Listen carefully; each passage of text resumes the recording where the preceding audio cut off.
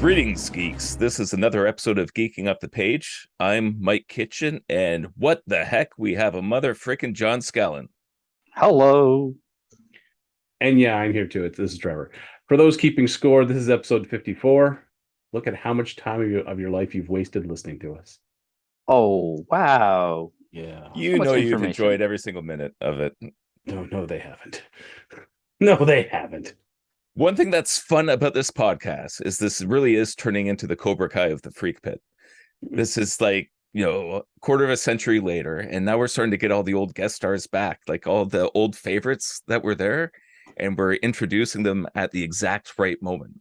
And we were just talking last week with John Scallon and his epic cyberpunk adventures, and just what a good time we had with those. Of course, Cyberpunk Edgerunners, one of our co-hosts decided to recommend that. And some of us just binged like crazy all week, and now here we are. Here we are. It's like I watched in one night or something.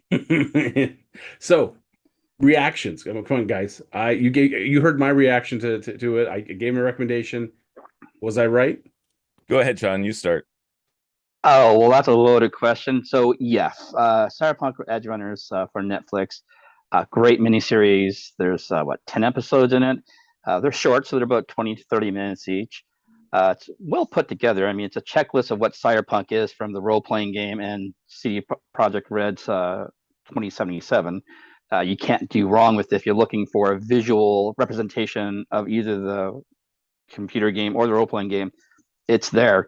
I just don't like how it ended, unfortunately. It took a sharp dive after it jumped the shark in episode 9, and I went, yeah, well, it was doing well. Not as bad as Game of Thrones, mind you, but still. I really can't think of any series that really shat the bed as bad as Game of Thrones.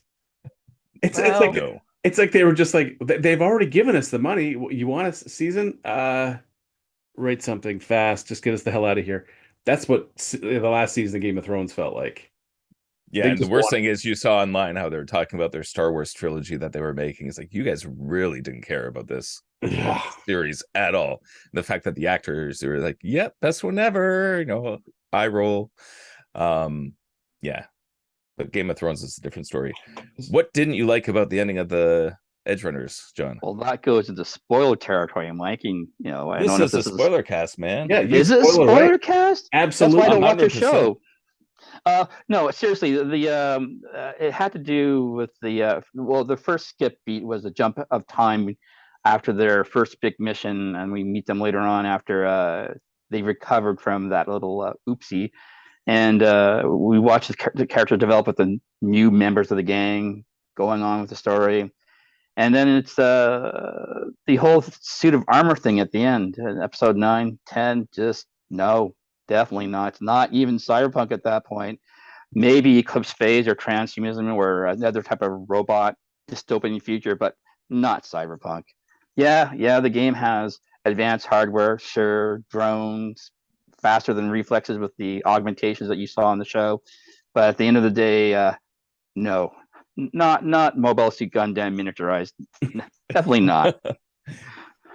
Yeah, I will agree with that. The mecha suit didn't quite fit the cyberpunk genre 100%. It did get into weird, like more Appleseed or Ghost in the Shell or like even Akira in the post-apocalyptic era, but I still liked it. The ending, what I liked about it, and I mean, we're gonna be jumping all over the place. This is like, timey-wimey sure. Doctor Who kind of narrative, but I did like that the ending was very dystopian and tragic, and there's something about that cyberpunk genre where it's like you're not getting out alive. Like, it's tragic and it's dark, and the fact that the main character went through all this process, all this transhumanism, all this cybernetics, went through the cyberpsychosis, and in the end all he could do is get the girl that he cared about to the moon. That's it. Like, you're not getting out alive. And that's one thing that I always thought about with your cyberpunk campaigns. I remember that first character I rolled up, spent an hour rolling it up, and died first episode. It's like, I have to make a Scallon-proof character, or otherwise, like, I'm not going to get out of any of these adventures. I honestly can't think of anyone who got out alive of one of your campaigns, John.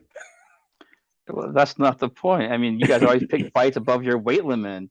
There's always those moments where, did you want to go ahead? Okay, sure. Roll that dice. Don't roll that one, and don't roll that 10. Oh, you did. Well, that's it. No, I mean, well, for those who don't know, Cyberpunk 2010, Cyberpunk 2020, and now Cyberpunk Red is a role-playing game created by Mike Pondsmith, and he's the guy who greenlit CD Projekt Red to adapt his version of Cyberpunk into the game that was a long time coming. Great concept, poor start. Don't get me started on that. And now with the resurgence of Edgerunners has now brought new audience into a game that's now polished and something you can play. The concept of the game I'm referring to is a dystopian future where the corporations rule the world, governments are ineffectual, and in the city of Night City, you're trapped with poverty, and the only way you get to get up is to kill, steal, or figure another way. It's not the only way to play the game. You could play a corporate or nomad. Nomads being like the Mad Max, scavengers, smugglers, corporates. Well, there's an example of in the show. So there's lots of opportunities in the game to play and express yourself. It depends on the crew you build up with. I have some great players. We went with it. We ran with their personal stories, and they mushroomed into a living, evolving story that we all contributed to and had a lot of fun. You guys kept on coming back. I'm not sure if that's something that you'd be proud of or masochist, but still, I'm glad you did, though. I'm glad you did. We're glad we came back. Oh, yeah. It was fun. You always made the game entertaining. And yeah, you would not let us get away with our missteps. No. Just like in real life, you fuck up, you're going to pay some consequences. I went through plenty of characters paying those consequences. But do I regret it? Not for a second, because it was so goddamn entertaining. It was just, and you wrote some incredible campaigns, some of which we never even got to really enjoy because we fucked up right from the get-go. Well, I remember the character that I made that was Scallon proof was the one where it's like, you know what, I'm just maxing out the authority, and then next thing you know, it's like, oh, now your character. What was the cop's name, John? That was in charge of the Cross, Max okay. Tech, Cross, Lone Wolf, Psychosis, almost a man with a vengeance for his destroyed family. If I had known Watchmen existed, it would be what's his face, the guy that has Rorschach. It would be Rorschach. Oh yeah, right. The badge. But yeah, so came in with authority of 10. It's like, oh, okay, well, I guess you're outranking everyone, and now you're all part of Black Ops because all of a sudden the force has been elevated to this new status, and yeah, it was fun. And I'll never forget the time of rolling authority down in the strip with calling in a satellite strike. It's like, all right, roll your authority, so it's already at 10. So 10 followed by like a 10. It's like, okay, you just like call up the president, they do a orbital strike, and everything's done. It's like, oh, cool. What am I supposed to do at that level of the game? I mean, you have resources that go beyond Mortal. I mean, no, it is what it is. The problem with running these games is that once the characters develop a certain level of expertise, if they come across the common riffraff or someone below their statue, don't bother rolling the dice. If they're past, they're dead. There's no way they can compete with the players at that point. Main villains and supporting cast, sure, okay, they'll give the players a run for the money, but even then, the players are the star of the show for the most part, unless the dice goes against them or they make rather poor decisions. Trevor, what did you do? Many a time a poor decision was made. So yeah, no, good times. I mean, the game offers a lot, both the role-playing side with Renaissance for the CD Projekt Red's 2077, and now the Edgerunners. I mean, the gaming store I shop at in Ottawa, Phantom 2, just got new Cyberpunk stuff, and they're already half sold out. So I mean, it's a good sign. Yeah, it is. It is. I mean, I'd love to see this game get a huge resurgence. I know currently Dungeons and Dragons has a D&D 1 is just around the corner for their big launch, so I'd love to see Cyberpunk get the same treatment. That's one thing with the D&D is that my kids want to play that so badly because of Stranger Things, and even it appearing in the Cobra Kai, like everybody wants a campaign. So it's like it looks like Uncle Mike might have to be a dungeon master at some point. The 80s. The 80s. Yeah, no, but they just launched Cyberpunk Red just before the release of 2077, bridging the gap between 2020 and 2044 into 2077. So there is a new version. It is one that came out like a couple of years ago, I want to say. I don't have Wikipedia in front of me, but it's the most recent incarnation of the game, and it does it justice. So, Mike, What? your Yeah. response? Edgerunners. Edgerunners. What did you think? Yeah. And honestly, it wasn't, I mean, I knew it was coming out, but we've talked about this on the podcast before too, how all my favorite things I get kind of triggered when they get screwed up. So I wasn't that interested in watching it just because I like Akira, I like Blade Runner, I like the cyberpunk genre so much. And I probably would have let it kind of fly under the radar until you gave the review last week. It's like, okay, if Trevor's giving a glowing review like this, then I'm gonna have to watch it. And yeah, binged in 2 days. And incredible. It had all those elements and it stayed true to like what we would envision as the cyberpunk genre. It had the netrunners, it had, you know, the trauma squads, it had cyber psychosis, it had all the corporate elements of it. And it did feel like that riffraff coming up from the gutters and trying to make their way in this dystopian future. And again, the fact that nobody gets out alive. Like the one girl who got out alive, it cost a lot, and she didn't even want him to sacrifice himself for, you know, her freedom. But so there's a tragedy to it. I keep thinking of the Blade Runner, and I've mentioned that, you know, doing the top 10, where the original story with Blade Runner, where it's the happy ending, where they drive out into the wilderness, and that's just wrong. Like that's not cyberpunk. And then when they did the director's cut with just the elevator doors closing, you don't know what's going to happen. It's like, yes, that is cyberpunk. So this to me had that feel, and I do agree with John where it went full mecha armor. It did get a little bit Gundam, but the essence of it was there for me, and I enjoyed it. Yeah, it was amazing. So much so that I had to download the game. So I was one of those people that, you know, gave him some sales this week. And have you started playing the game yet? I did a couple sessions. Yeah, the first thing was a character customization, and I was like, whoops, can't do this around the kids.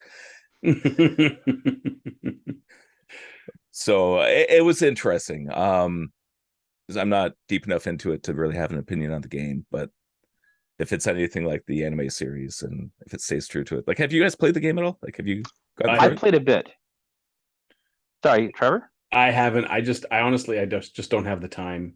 No. Juggling this many kids at their ages, no time. Yeah, no. The game does. When you see more of the game, you'll see that they did a good translation for the anime, so you won't be disappointed. In fact, to some parts, it still stays a bit more grittier than what the anime offers you. So, in essence, it's pretty good. I mean, I'm not that much further ahead of you because I tried playing when it was last gen console, and yeah. So I just got an Xbox Series X, so I'm just trying it out now, and I'll let you know more in another 25 years. Fun fact is I did create my character to be that very first Cyberpunk campaign character, you know, the cop with the green mohawk and all that. Nice. I tried to keep it as close to that just for nostalgia. Yeah. Now I'm going to say for the series, I have to agree with John. Up until the end of 8, I was loving it. The second they showed the cyber skeleton, which, yeah, it just looked like a stripped down Gundam miniaturized. I was like, what the fuck is that? It felt so, it's almost like they just grabbed a design from a completely different show and just like shoehorned it in. It didn't fit with the first 8 episodes. Episode 9, when they showed that cyber, I was like, why that just doesn't, it's like they grabbed a new designer and it just didn't fit with the style they had showed for the last 8 episodes. Though I will say I do like Atom Smasher coming in, and you know, for all of the power that he has in that cyber skeleton, the fact that Atom Smasher just kind of brushed it off, because it kind of showed you the difference between Riff Raff pulling himself up and someone who is like 100% corporate sponsored with the best of their gear. and the disparity between those two. That I mean, because we got to experience that firsthand with John. We think we're all that, and then we meet someone who is all that, and we're like, oh yeah, yeah, we're little kids in the playground suddenly going up against an adult. And I guess I should just go home now. Yes, you should. yeah. But we didn't. Well, we never to did. be fair though, you guys always had outs. It just had to, be careful about it. And we were never careful. And and dice rolls too. I mean, the dice rolls sometimes weren't in your favor, and Lady Luck is fickle at that point. I swear, sometimes you loaded my dice because I would just be like, "All right, this is going to do it," and then, bam, I didn't do it. I got a 1. Oh crap! Can't go any worse than this. Oh yes, it did get worse. So yeah, that's what this show kind of reminded me of. Is that you can rise so high, but when you join into the arena of the real big boys, you're nothing. You're really, really nothing. So, and the fact that right off the bat you feel like no character is safe in this anime. Yeah, like right off the bat with the mother dying, and then it just goes through like all the different characters, like Main getting knocked out. I was not expecting that, and that was a fun thing to see with the whole cyber psychosis and him going down. Kiwi being basically betraying the group. Yeah, that was a crazy moment. Was it though? I mean, this is Cyberpunk. Well, that's what I mean. It's like it kept the essence of what Cyberpunk's supposed to be. Like, that is such a classic Cyberpunk trope, right? Because you can't trust anyone, and they even set that up in the story. It's like, you don't trust anybody in Edge City, and the person who's saying that is like, yeah, I'm the person that's going to betray you.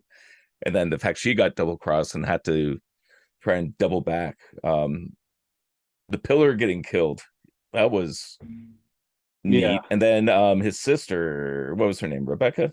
Yeah. Rebecca. That was such a fun character, because that reminded me of, I forget the name, like Gunsmith Cats. There's the little character. So it's like a mix of her and Harlequin, but then with cyberpunk added to it. It was, I thought, a great character. Yeah. It was there's so many fun elements to that cartoon. Yeah, I was, by the time I finished the 10th episode, I was like, I could download the game. I could, and then I'm like, and then I'm like, nope, I really don't have. My window of time each day seems to get narrower and narrower, even with the kids all going back to school. It was only $30 this week. I know. It wasn't the cost. My kids spend more than that on Fortnite skins. Like, yeah, as I said, it wasn't that holding me back. It was like, how much time could I actually devote to it? And it was just like, not much. Like, I even bought, like, a little while back, I bought the new Star Wars game, and I was like, oh, all set to play. And I got to play it for about 45 minutes. And that was about the limit of my time. And I was just like, this sucks. Kids need the hard thing with this Cyberpunk game is just the fact that you can't play with the kids around. After I did a couple levels, it's like, oh, okay, this is a late night game or early morning game. Yeah. So I had been real careful with like getting games on the Switch. I'm like, nope. Here you go, kids. Ninja Turtles. Have fun. So yeah, as I said, I enjoyed the series. I believe there is talk of a second season, but I'm not sure. Yeah, there's talk of it. Yeah. So it's the kind of thing too. Like, this actually kind of reminds me back in the day where all the Saturday morning cartoons were just advertisements for toys and stuff. And this is a case where it actually seemed to have worked to just give a good bit of entertainment, get people all hyped. And the fact that the game itself has sold like crazy this week, to basically be number one, isn't it? Like, or close to it. The 1.6 update they're calling it the Edgerunners update, because of it actually contains elements you're supposed to be able to meet one or two characters from the show in the game. Yeah, so that's going to be fun. So yeah. If you go to YouTube, there are different builds that you can replicate the powers that you see in the show. They figured it out already, so you can actually do it in game. So if you want to relive the moment or be that character, you can do it. Yeah, well, I mean, probably didn't take him that long to figure out that stuff. No, but I'm happy that he heard it's in the game and that you can actually do it. So, it mirrors what you can actually do from the show. So it's pretty cool in that regards. Oh, why do we get more shows like this? This is the problem. I mean, instead we get like just tired She-Hulk? Or are we going to go there? Masters of the Universe that are just like. Although it's been pretty good this month between Edgerunners and Cobra Kai. That's the best output I've seen from Netflix in a long time. Yeah, If they keep doing that, and the good thing is that the ratings are so you might good keep and your the hype is so subscription. good. Maybe. Maybe. Yeah. Oh. Honestly, like hopefully it encourages them to make more things like this, and unlike a lot of the crap they've been kind of throwing at the wall and hoping it sticks and then canceling it. Honestly, there's probably someone at Netflix that's just like, all right, let's see the Mike Kitchen account, and he's unsubscribed. All right, so. Oh wait, it's flickering. He's back. All right, we're good.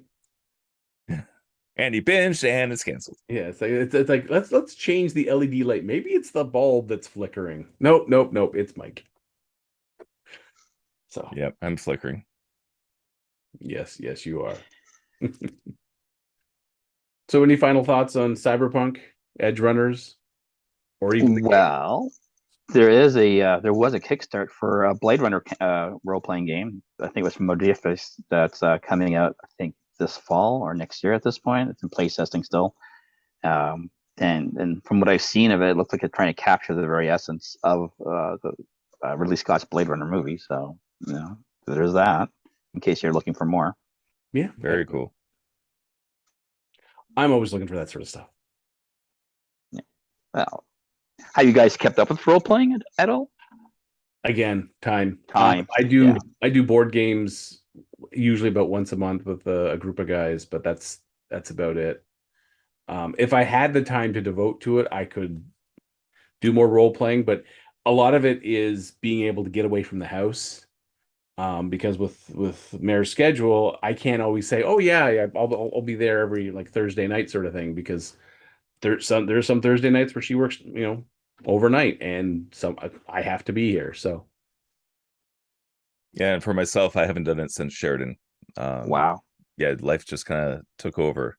Although there is that resurgence I was talking about with the next generation of kitchens who are getting interested in that stuff. It's like, wait a second, this? You've done this?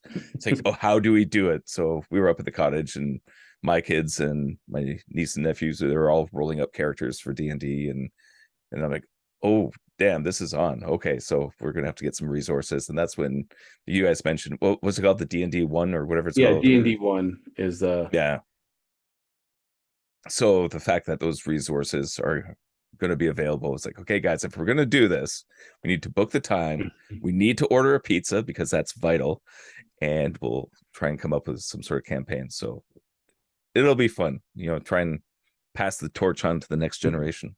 Well, my daughter's in the 6th grade and just started 6th grade, and she got really interested in over the summer about Dungeons and Dragons, and it looks like some of her friends are getting interested, and there's a club at the school that some of the things they do are some role-playing games. So before you know it, it's going to happen. What about you, John? Have you been doing stuff? My last excursion with role-playing games was Shadowrun, 5th edition, about almost 4 years ago. Campaign went a little sideways, and took a break from it at that point. With the pandemic, I haven't had a chance to do much, and I don't really have a good enough computer to do it online through D20. There's tons of places you can go and play online. A group of my friends do it on a regular basis, and they've been trying to get me to do it, but right now I just don't have the spare cash to do any upgrades. So it's like, I'll wait the pandemic's over and start picking up the books again. Yeah. I've got a list of games I want to play. There's the Dune role-playing game that came out at the same time the movie did, and it's been well received by those who play. There's the Alien role-playing game that captures the first Alien movie and Aliens to the T, and will give you a heart attack probably, even though it's a pen and paper game. just picked up Blades in the Dark, which is a gothic steampunk fantasy world set in a world that has no sun now through a magical curse, and the ghosts haunt the streets, and you're basically criminals in the low parts of the city trying to work your way up. So it's cyberpunk-esque in the crime side of things, but that wouldn't do it justice. And yeah, I still do it. In it. Short answer, yes. So with everyone getting into D&D, are you guys excited for the new D&D film coming out? I kind of am. I'm trying to not be, but after the horrible stench that was that last one back in like 2000, the trailer actually made me a little, I don't know, it warmed up my heart a little bit. I was like, ooh. And then, especially when it was like initially that dragon passed, and I was like, oh, that doesn't look like flames. And then we realized, oh, that's acid. That's a black dragon. Those people are melting. And I'm like, finally, dragons other than red dragons are getting, their time in the sun. So yeah. Yeah, for myself, I'm just kind of hesitant. Again, sort of like what Trevor said, this kind of stuff has been ruined so many times. There's some neat stuff in the trailer, but it's just kind of like, are they able to, I guess, reach the high point of, say, some like Game of Thrones, back when it was actually good? Yeah. Are you able to capture that, or is it going to be like this kind of cheesy cornball take on it where it's kind of goofy? I don't know. What did you think, John? I think it's going to be closer to Guardians of the Galaxy, and I'm looking forward to seeing it. So yeah, no. They'll get my $25 at that time whenever it comes out, but sure. As a D&D player, you have to see, even if it's going to be corny, you just got to support the franchise. I mean, not that they're hurting for money, but no, definitely going to check it out. And the fact there's a bard, And Chris Hemsworth is a bard. So, I mean, really. Chris Pine. Pine. Thank you. Comment section will eat me alive for that. But yeah, well, it's a Chris. I got half of his name right. That's all you need is Chris. Yeah. In this show, if you get half of it right, that's like 10% even doing good. Yeah. So I'm trying not to be crazy, like, ooh, it's going to be the best movie ever. Because it won't be. But I'm confident in we're not going to get the shit storm that was that other movie back in 2000. And they have owlbears. I mean, you can't go wrong with owlbears. See, and that's one of the things. And actually, I think you said it right, John, that it does start feeling a little Guardians of the Galaxy where, they're just going all out and going crazy with it. But even with Guardians of the Galaxy, at least it felt like Kirby. Like they were pulling those elements of all the crazy comic book stuff and making it real in a film. So the owlbear was one of the ones where it's like, oh, that's kind of cool. Yeah. Oh, and the mimic, the mimic chest. It's been the one monster that I always just appreciated to no end. And the fact that they put it in the film is just like, thanks, guys. Not even in the film, in the trailer. In the trailer.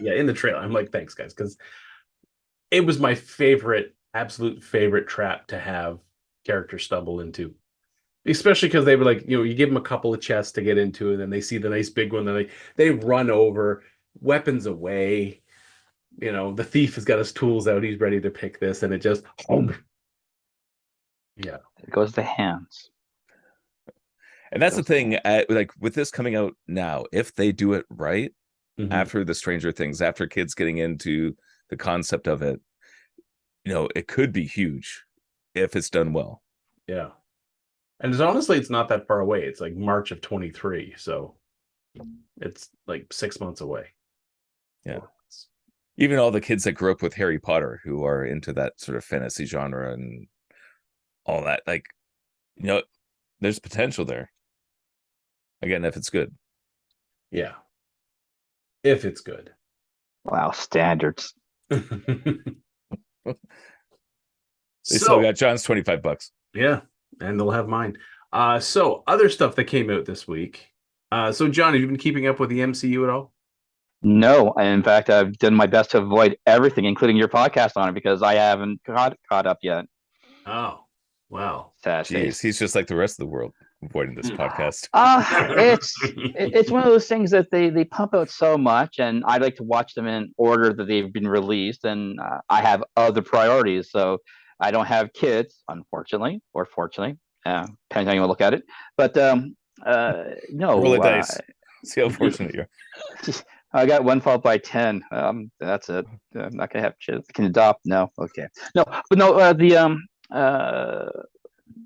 The whole thing with them, and it's like they're just pumping them out, and that's one thing that I went away from Marvel with as a kid, collecting the comic books, is that they put them out so that they can make money, and was the story good?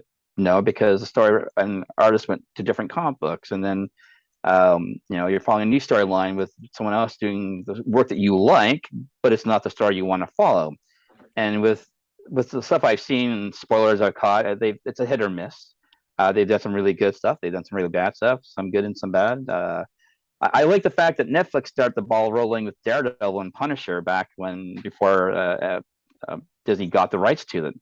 That's what got me to sign up to Netflix, was the Daredevil series. Same here. I just watched a bunch of stuff online, and then it's like, wait, this is actually good. Like, I'll get an account. Then my light started flickering.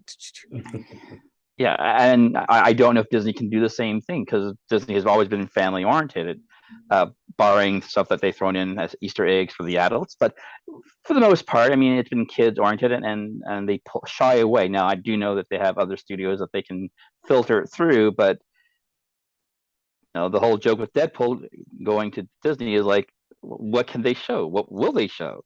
Looking forward to seeing how that can play out. Well, that is going to be an interesting experiment, because they know that Deadpool was a cash cow, and I'm sure they want to repeat that. But how will they juggle that in the whole Disney empire? So yeah, so I want to, I would like to enjoy them, but because of how they've done it and how they push them out, it's not my priority at the moment. Same with Star Wars. Don't hate me, but Star Wars, my gosh. Oh, I've tapped out on Star Wars. Oh, I'll be talking about Andor a little bit. I heard good things about it, and I want to see that. That's the one reason I would subscribe and give Disney my money, would be because of that show. Don't. Or not. But don't. Okay, spoiler alert. Spoiler alert. Don't. Back to Marvel stuff then, John. What's the last Marvel movie you watched? Where did you tap out? You mentioned Guardians. Haven't seen 2 yet. Saw the first one in the theater. I saw Black Panther. I Civil War Endgame with Thanos. I haven't seen part 2 of that. So I've seen spoilers, and I've been cautious not to get the full picture, but I know. So you're saying the snap was your happy ending, and that's just where you left it? Well, yes. I haven't caught any of the Spider-Man movies. I haven't caught the Witch Queen. What's her name? Scarlet Witch. Red Witch. Yeah, Scarlet Witch. I heard nothing but good things, and the way that they formatted that show is something that grabbed my attention. But back to my earlier complaints about how Marvel is run and Disney in general, it's like they do awesome work, but it's mass produced. I'll agree. It is very much mass produced, but I mean, I'm a sucker for it. Now, unfortunately, I haven't been able to get my kids into that cog of that machine yet. I mean, they're still happy with the other stuff on Disney Plus. At some point, I will, But I'm trying to get them watching Star Wars first. So, episode 4. Why? Why would you torment them like that? Episode 4, episode 5, episode 6, and done. Then turn it off after that. It's all over. Well, no. First of all, it's Rogue One, then episode 4, and then you're done at that point. That completes the little story right there. You don't need anything more. You don't need the half-war story, love story that Empire Strikes Back was. You don't need the Vietnam Ewoks from 3 that had no right of winning. Come on, they're cannibals. I have to show my kids cannibals because they need to see teddy bears eating people. Have you ever played Ewok Hunt? That was one thing that was fun in the game. Battlefront, there's an Ewok Hunt that was released where it's at nighttime, and you start off like a stormtrooper, and the Ewoks come and hunt you, and once you die, then you become an Ewok, and everyone's just hunting stormtroopers. You're just trying to get to the shuttle away from these cannibalistic Ewoks. It's amazing.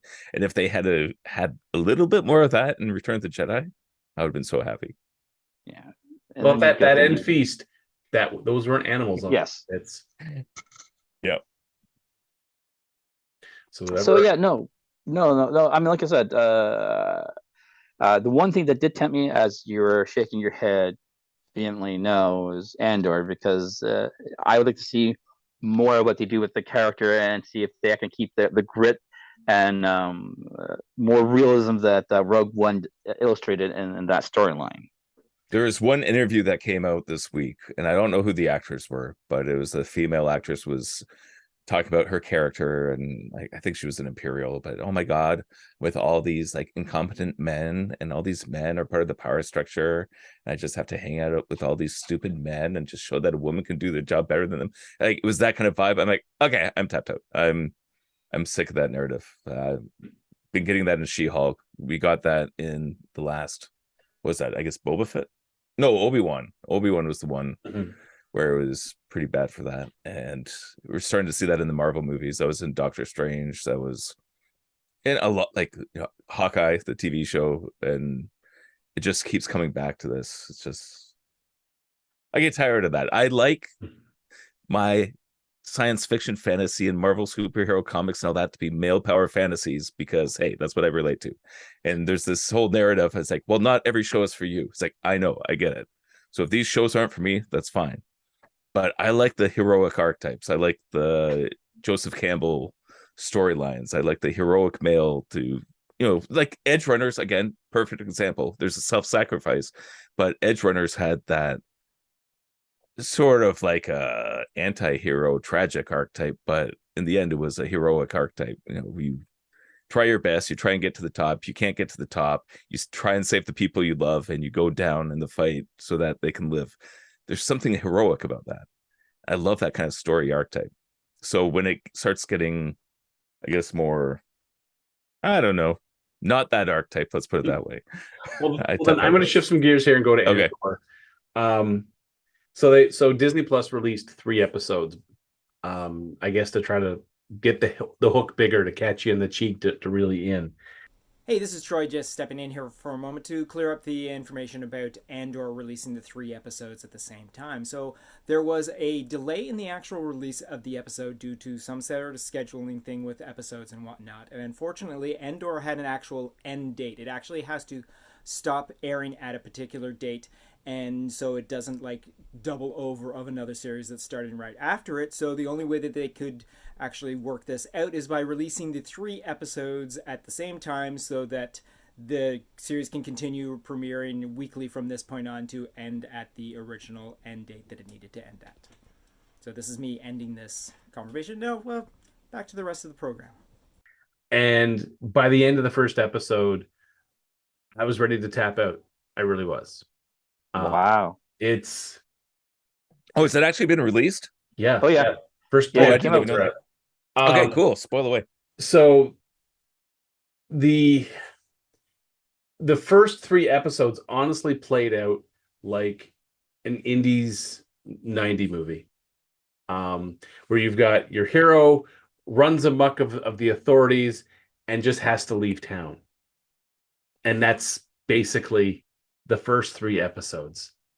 Is you have this young guy runs amok of corporate security. Things go wrong. Both of them end up, like the 2 guys who are hassling him end up dying. And then it's all about him trying to scramble to get enough money to flee. You could have stripped away all the elements of Star Wars, made it an indie film, and people would be like, oh yeah, I saw that in the 90s, I think. It's 100% what it is. And it was so... I don't want to say boring, because that would elevate it. Yeah, it was badly predictable. So then you shoehorn in the Star Wars backgrounds, the fact that people are flying in some ships. And it's the thing is he's got something that he can sell that'll give him the money, but he doesn't want to sell it to his girl on the side, who's also the girl on the side of some of this other guy, because he wants more credits for it, but she can arrange the sale for it. And he just needs so he can just get off planet, and that's all. And you're just like, I don't care. I mean, there's nothing endearing about the character that makes you want to cheer for him. You're just kind of like, oh, I have to get off planet, and I'm like, really don't care if you do or you don't. I'm not interested in his journey because the way they present the character is completely uncompelling. Now they have flashbacks where we see him as a younger kid, and he's known as a different name, and that is kind of interesting. But this is all like this whole series takes place 5 years before the Battle of Yavin. So about 4.5 years before Rogue One, or 4 years and 9 months before Rogue One. He doesn't, I mean, if he was supposed to be that skilled of an operative in Rogue One, I don't think the time span they're giving him between this series and where it's supposed to end off in Rogue One, he's either going to go through a hell of a training regimen or magically inherit some skills, because this character is nothing like what we see in Rogue One. And it just, so I was at the end of episode 1, I was like, huh. Was there anything redeeming about episode 1? Anything where you went, wow, it looks even pretty. Nice effect? Yeah, okay. Because there's some things that look pretty, but for the most part, it was a giant, like, wow, I just wasted how long watching this? So I thought, no, fuck it. I am so glad you watched it. So I don't will have push to. through Okay. into episode 2. All right. And episode 2 made episode 1 look good. That's something. Yeah. So there's a You just droid. need to lower your standards, Trevor. Oh God, just yeah. keep lowering the standards. So his mom has this red droid, which kind of looks like an accordion in a way. It's a vertical accordion with these. I was wondering what the heck was that. Yeah, I it's saw a like a picture of vacuum cleaner. But imagine a droid with a speech impediment, and you have this red droid who is just, I mean, it stutters continuously, and at some point to lie takes. Does it talk like Jar Jar Binks? If it did, it He's was a droid. Yeah, No? it was just terrible. Okay. But then we find out on the corporate side that there's this young corporate buck who he's gonna, he's part of the security division of this corporation, and his higher up says these 2 guys died. That's it. I'm off on a conference. This is over and done with. And of course he disobeys. No, he's been righteously wrong. These 2 men were heroes and they were struck down and blah blah blah. And yeah. And again, you care even less for this guy. And then we go to the 3rd episode, which again, I was like, all right, let's just, I've been through John Scallon campaigns. I know how to feel like I'm being beaten upon. Let's go. And I mean, a lot of it takes place in the factory. Now you've got the corporate unit is coming in, the security unit, to try to capture him because his girl on the side, her guy on the side dropped a dime on him. And there's some action in the episode, but not enough to make you go, ooh, this is interesting. It's more much say, oh, look, pretty explosions. Yeah. And it's, again, the flashback sequence is kind of telling us a bit of his backstory, that he has a sister that he's looking for her, I guess. And that the mom was part of a husband-wife team that found him on this other planet. And that's the whole thing we got with flashbacks.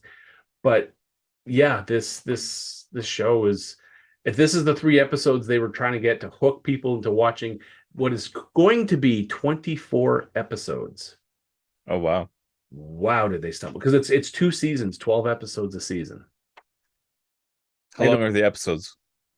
I think between 30 and 40 minutes. That's a lot of time. Yeah, they might be shorter than that. I don't know. I can quickly check, but it was just like, it felt like a slog, a really terrible. I mean, worse than the first episode of the Lord of the Rings stuff that came out on Amazon. And that first episode was akin to torture. So well, let's stop for a second about that. Have you watched that at all? I watched the first episode. And John, did you watch it? Please say you did. No. The problem here is that it's not on my radar. The problem is that the media I consume, whether it's literature, video, games, is what I'm currently interested in. And right now, it's it is Cyberpunk. It is Eclipse Phase, Transhumanism, and Blades in the Dark by John Harper, the role-playing game. So no, I haven't checked it out. The trailers and commercials make it look really good, but everyone, including yourselves, really aren't enthusiastic about it. Yeah, that first episode, you really, you almost like need like a pin that you keep poking yourself in the arm to remind yourself to like blink or breathe because it's so bad. Otherwise, your natural inclination is to try to swallow your own tongue and end the pain. Yeah. Well, So that's one thing with like doing, say, our top 10. So every time we do a top 10, I go back and re-watch the movie that we're about to talk about. And you see how a lot of these movies are an hour and a half, 2 hours, and the amount of stuff that gets crammed into that short amount of time. You make characters likable. You have these gigantic moments. You have these full character archetypes and journeys and all this kind of stuff that can happen that gets you hooked. So you have something like Andor, like 24 episodes, and 3 episodes in, nothing happens. Like you look at Star Wars, like it's probably about the same runtime. yeah, so 3 episodes to nothing compared to one of the greatest movies ever. 3 episodes are 42 minutes, 38 minutes, and 43 minutes. Well, there you go. Yeah. Yeah. You should be able to tell a compelling story in that. Yeah, but you're writing for a different medium at that point. I mean, a movie usually is contained in a short, well, not short, but a certain length of time that tells a decent story. You would hope. When you get to miniseries, you have a lot more room to play around with, broadening the characters, developing the backgrounds.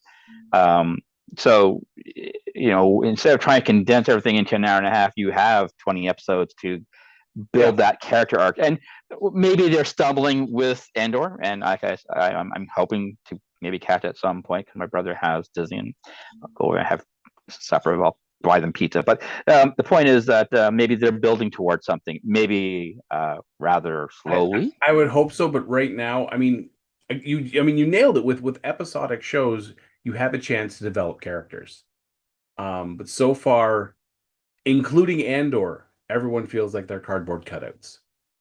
One thing I always liked was James Bond, because he would always be finishing off a mission before the movie would start.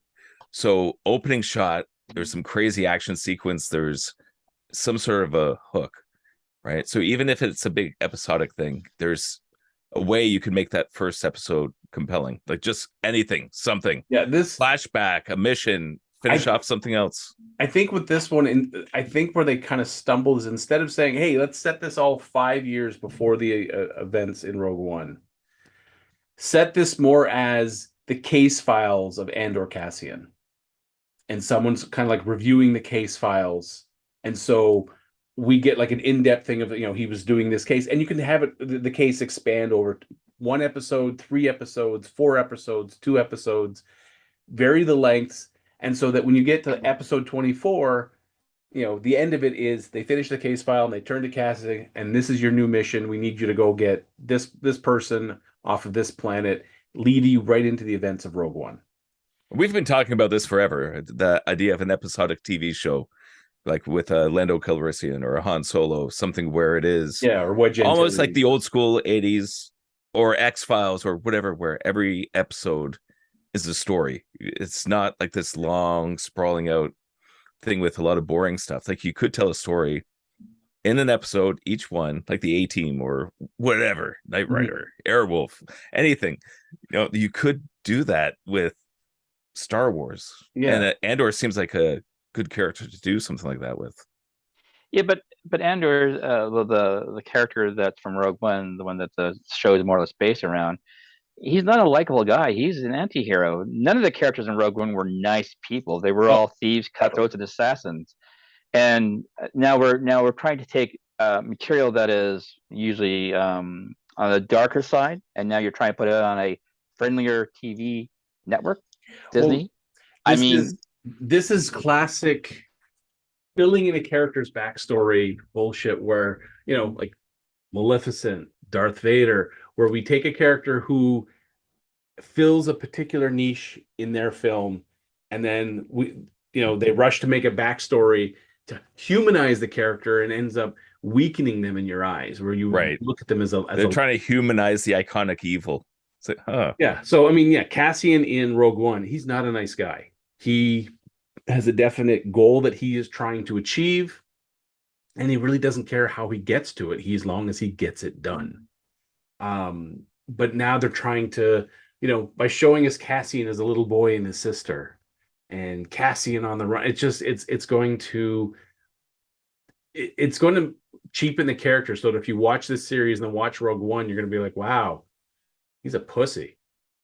For this guy who's doing all these great things, he's what a wimp. I mean, just that was, that to me, that was the biggest problem of like where you have an iconic character like that.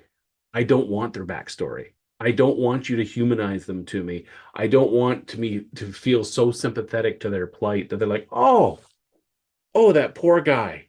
Man, he sure was mean, but he's got reasons. Did you guys ever read the Garth Ennis Punisher, the Max series? The Max, yes. A version of it, I imagine. Yeah, the Max series. So it was pretty hardcore, but I think that's like a classic case on how to do an anti-hero right. And it was that kind of thing where he was just a force to be reckoned with. At any time he'd be taking out whoever the villain was. It was absolutely brutal, and the writing was great because you'd bring these humanized characters in to kind of orbit around him to kind of create some sort of humanity. But Frank Castle, there's no humanity. Was never his. Right. Yeah, he was just a force to be reckoned with. And that's the kind of thing, like if you were doing flashbacks to him when he was a little kid and playing with his puppy, it's like, no, that's not what we need to see. Like the story is his family dies in the park. That's his kind of happy moment that gets destroyed, and then that's it. Garth Ennis also did a bunch of cool Nick Fury stories, like around the Vietnam War, and Frank Castle shows up in those. And again, it's just really well done, and you see that he's always been the Punisher. Like that's just who he is right from the start, right to the finish. He had a little happy window, and it's like John Wick. You killed his puppy, and now you're all dead. You wanted his car, you killed his puppy.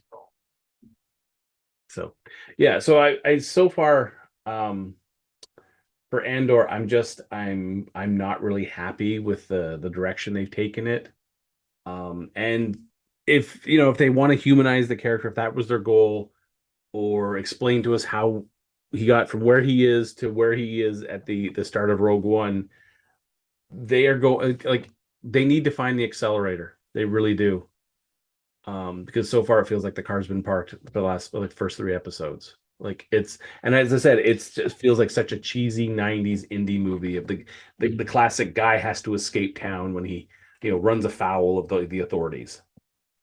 Didn't they do that already with Han Solo? Yeah, they did.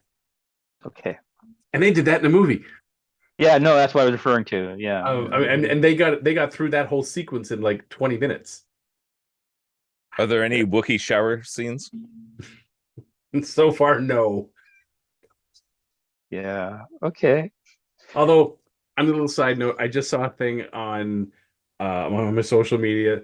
So this woman lost a bet with her husband, so she had to wear the Chewbacca mask while giving birth, and it's while giving birth. While giving birth, she's wearing, and so every time she goes to yell it in pain, the mask moves and it gives like a Wookiee roar, and all it says in the bottom is, "I bet my wife she lost. I have regrets."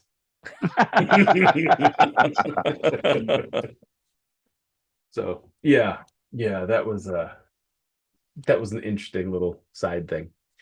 So we said Wookiee shower, that came into my head. Have you watched? So what kind of shows do you watch, John? Anything? Well, last series was Edgerunners. Before that was Arcane, and Arcane Legends on Netflix also blew my mind. It's everything you could want for storytelling, animation. It has very little, if no fault, in my opinion. It blew my mind. It draws emotions out of the viewer. You didn't need to be a fan of the game that it's based from. Mm-hmm. I mean, well-structured villains, great heroes, awesome storytelling, awesome character development, awesome. Simply said, it's just simply awesome. And beautiful visuals. Like, just that whole show was captivating to watch. It was my eldest daughter. She was raving about it. I watched the first episode and wasn't sold on it. But if it's honestly that good, then maybe we'll continue. so fast. Yeah. I remember watching the first episode going, I don't know if I'll continue. And then I turned away to do something and it like automatically started the next episode. And I was kind of watching it as I was doing something else. And then I found myself doing whatever the task was here less and less and looking at the screen more. And then gets all the way to the conclusion. I'm like, no, there's got to be more. No, what do you mean I'm done all the episodes? Yeah. That's how Arcane hit me. It was just like, it just kept getting better and better. Every episode just built on the last and just got better. All right. Well, my daughter kept telling me I should watch it, so maybe I'll continue. Yeah, I unfortunately YouTube sucks the life out of me these days. I get stuck on top tens, Daily dose of internet. far too much. Well, That's what my son watches for the 2 years of homeschooling. It was basically they learned everything from Daily Dose of Internet. It's amazing how much they actually learned. Dad, you know there's a shrimp that can punch with sonic blasts? It's like, I actually did know that, but that's impressive that you do. Atlantis shrimp. Yeah, no, I find myself using the Xbox now to fill up the void of role playing and decent things to watch or spend money to watch, anyways. I want to watch Peaky Blinders. That's on my radar things to watch at this point. Have you watched that one, Trevor? I have not. I've heard of it. It's on our list, but for Mare and I to watch. But for me, my review without spoilers, the first 2 seasons were phenomenal. Like some of the best TV entertainment. In my opinion, after season 2, it kind of fell off the rails and just didn't really go anywhere. But those first 2 seasons of Peaky Blinders are incredible. There's even a guy named Kitchen in it, and I like that. Oh boy. And the last movie I saw was Top Gun Maverick. I still haven't seen that. You should make the time. All right. Should make the time. All the reviews were great. Well, I went in with little expectations, and it is a better movie. It's the same movie, but better than the first. All so right. yeah. So that's good when the second one's better than a classic. Yeah. Well, he's making about $1 billion at the box office at this point. It's been in the movie theaters nonstop, top 10 for how many weeks? It's done something right, I think. All right. Yeah. I took the kids on the Top Gun ride at Canada's Wonderland. I can't count how many times I was on that stupid ride.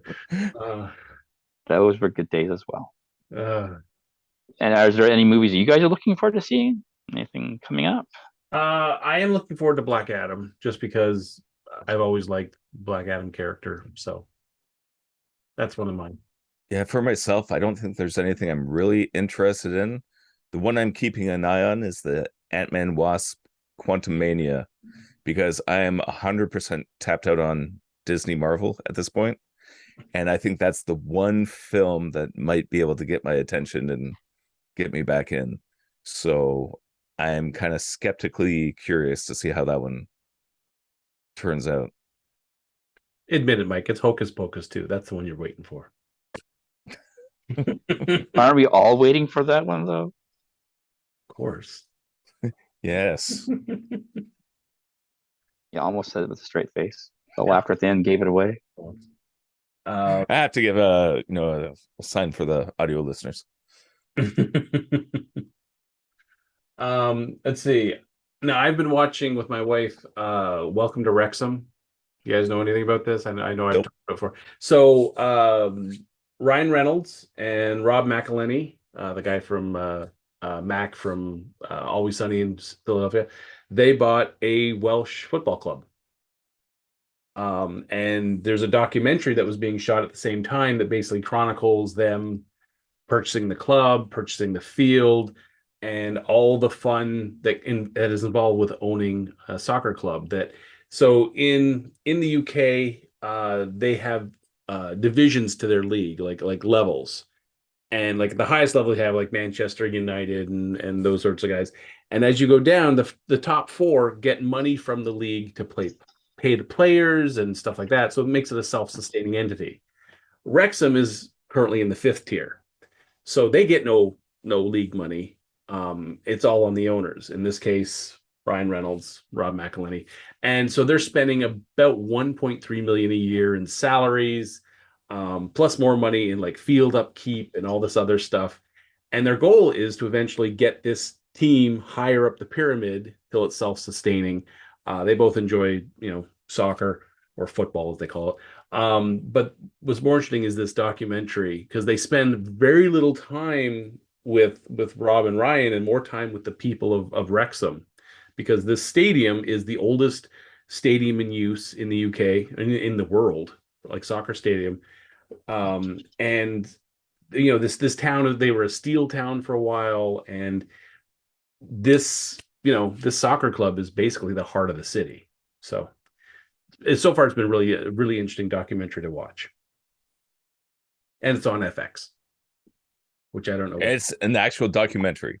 Yes, actual documentary. This is not fake. It's not. They are actually putting up money, like real money for this. And you get to go there's some behind the scenes, like in their homes. And then they finally travel to the UK and watch like an away game and a home game. And they tour through the town and stuff like that. And it's a lot of the people in the town at first were like, this is some big publicity stunt. They actually invested in doing this, and they really are invested in doing this. And they're like, all right, well, if they're spending this much money, then our club should be like vaulted to the, right up the chain, right to the first. And it's like, money doesn't buy wins. So yeah, it's so far it's really interesting to watch. So yeah, I was picturing it as a Spinal Tap or The Office or something. Yeah, I mean, initially I thought that's what it was going to be, but no, this is actually, it's the real deal. It's legit. So interesting. Yeah, and like each week they release like 1 or 2 episodes. I think this week they're releasing 2, and then next week, October 5th, is like 4 episodes at once, and then they finish it off on October 12th. So yeah, if you have a chance and you have FX, watch it. And for myself, I'm still grinding through Alone. Still getting towards the end of season 8, almost done.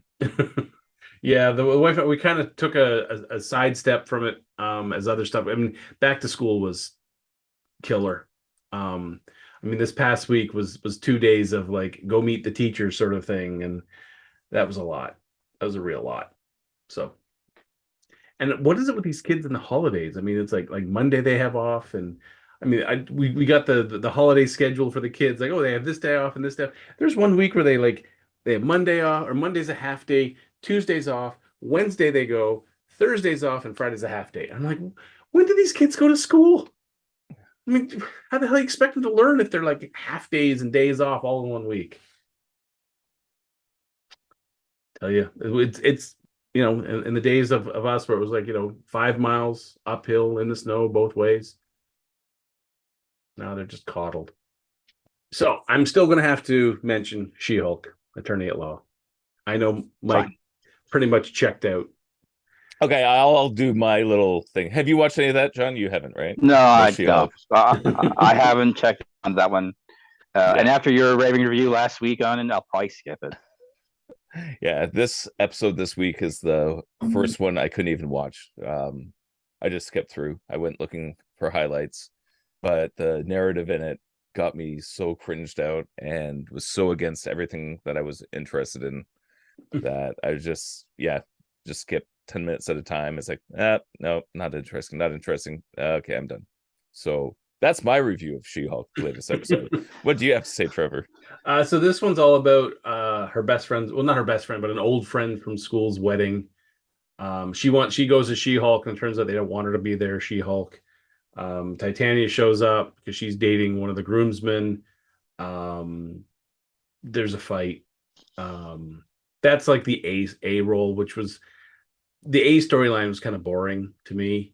The B storyline was funnier because you have Mr. Immortal, who keeps getting married, and then to end the marriage, he fakes his own death and then moves on and marries someone else. And there's a video of him faking his death, and all his ex-wives kind of see this, so they all put together a lawsuit against him. And so he hires the firm to represent him. And they were like, I mean, he gets like there's the female lawyer and a She-Hulk's assistant who are on this case, And they basically like, all right, let's get these ex-wives the best possible deal they can from Mr. Immortal. And it's it was good, but the thing is it was a vehicle to set up the web page Intelligentsia, which is from the comic books. And it was a site that in the comic book was the site the villains used to kind of report on heroes and say, oh, well, you dealing with this hero, well, here's some of their known weaknesses when I fought them. So they find out about this site, and there's like a bunch of death threats, and we find out that a bunch of scientists are spying on She-Hulk, and they want to get a blood sample because Hulk in the first episode carefully destroyed all the blood samples he had of her because, as he put it, her blood is a weapon, a potential weapon. So that was the episode. There was no post-credit sequence, but there was. So at the end of every sequence, they do like the law, like the courtroom drawings, and they'll usually throw in a couple that are very episode specific. And this one was her brother, who's a DJ, who was DJing the wedding, ends up making out with the bride. That was about it. So yeah. Yeah, the one thing about this episode was that the writing's bad, and coming from that sort of feminist perspective, when you identify with Mr. Immortal, when he was sitting in the room with the girls yapping and talking and talking and talking and talking, it's like, I'm just going to throw myself out the window. That's how I felt this whole episode. Like, that was me. If I was in that episode, I would be Mr. Immortal. I'd be jumping out that window just to get away from all this mess. That's my review. He didn't get away. He didn't get away. So yeah, this felt like a giant filler episode, and they have 3 episodes left. So I'm like, I don't know. I'm of the opinion if you get the opportunity to do like any character, you shouldn't have filler episodes. If they say, hey, we're going to give you 9 episodes, and you're like, we only need 6, then have them shorten it to 6. Use the budget of the other 3 they're going to do and pump it into the 6. Yeah, I Don't agree just with be that. like filler episodes. We can do those. So yeah. Yeah, unless there's a really great reason for it. Like we were talking about that with storytelling. You have your peaks and valleys, and if you need a valley episode because things are about to get crazy, well, you that's write those fair. in, but yes, to me, a filler episode is just a flat episode. There's no peak, there's no valley to it. So right, you take it out of the equation, and nothing changes, nothing matters. Yeah, pretty much like any episode of The Simpsons. How they are at the start of the episode to how they are at the end of the episode, nothing changed. And that's honestly more evident in the more recent episodes of Simpsons, which is one of the reasons why I've pretty much stopped watching Simpsons, because it just became the same. It was the exact same formula. Simpsons are at like state A at the start of the episode. Crazy shit happens. They are back to state A by the end of the episode so that they can interchangeably put those episodes in any order and nothing's changed. The only big things were like Maud Flanders dying. So, yeah. spoilers. Sad face. Oh, no. I spoiled that. By the way, folks, Maud Flanders dies. Yeah. So, here's a question. Avatar, Way of Water. Who's interested? No, definitely not. Oh my God, I was disappointed with the first one. And now, how many years have passed since the first one? No, definitely not. See, 2009, what, 12 years? It'll be 13 years. 12, no, it'll be, 13 years. That's a great gap. And then they were also announcing the schedule of the upcoming ones. The last one's going to come out in 2028. Who's planning all the way to 2028 right now? Who's like, ooh, gotta check that off of my calendar in 2028. See Avatar 5. Yeah, I don't have a 2028 calendar. Yeah, me. The first Avatar, I never saw that one in theaters. I was always intrigued with the people who went and saw it and got infatuated with it. The people who wanted to like live in that 3D Avatar universe. And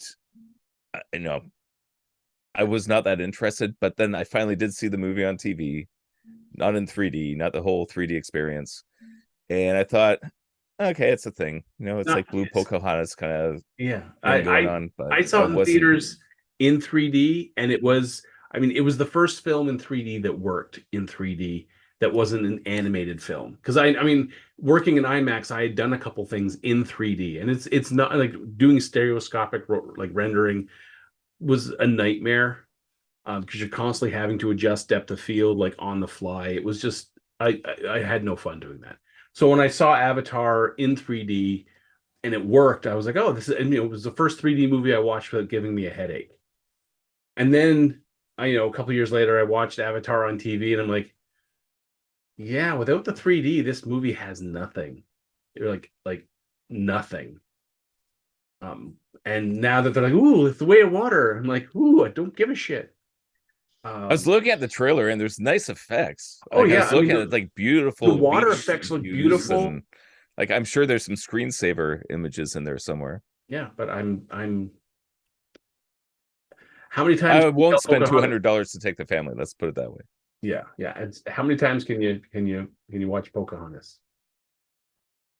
So yeah, I'd rather see the upcoming Knives Out movie, which comes. Yeah, that looks amazing. Yeah, I mean, I think when you give Rian Johnson, isn't he the dude who ruined Star Wars and Luke Skywalker? Yes, I will never give him money ever. If you give him a story, I will sneak into it. I would have to buy a ticket for another movie and then sneak into that one. He is not getting anything from me after he made Luke Skywalker milk a walrus. Damn him. I look at it as you give him a movie that he writes that is not tied to something else. Star Wars. He does a great job. Okay. Like Knives Out was a great movie. So my family said they liked it. All the ones who saw it said it was good. I just said no. It is. And so when they announced number 2, it's what's it called? That's Knives Even Ever? Oh no, yeah, something onion. Clear onion, glass onion. Knives Out Mystery. Yeah, I'm definitely gonna go see it because the first one was so much fun to watch. So, and a lot of that was the strength of the cast, and this one has Ed Norton, Madeline Stein, Daniel Craig, Jessica Henwick, Ethan Hawke, Edward Norton, Kate Hudson. He's reading a few people. He's reading off. Yeah, I am. I'm looking at the same list that you're looking at. That I just said it first. No, I'm trying to do it from my head. Oh, sure, okay. Yeah, as you look off camera. Sorry, Trevor, when I look off camera, job. Yeah, you've been replaced. This is my list of stuff to talk about, but I don't have like that much detail. I just had put Knives Out movie, but I hadn't put the title. He was relying on you to cover for him there, John. Yes, and you did wonderfully, thankfully. Because normally we rely on Troy afterwards to type in all the names. So yeah. So yeah, that's the movie I'm looking forward to for Christmas is the Knives Out 2. Avatar: Way of the Water, not so much, or at all. I'm still bitter about Luke Skywalker milking a walrus. What? You didn't like that? You got to get the blue milk somewhere. It was solid writing. It's something different. I mean, it goes in the face of everything Star Wars meant, and it was contrary to what the fans wanted, but it was different. It was avant-garde. It was different. Yeah, you could definitely say it was different.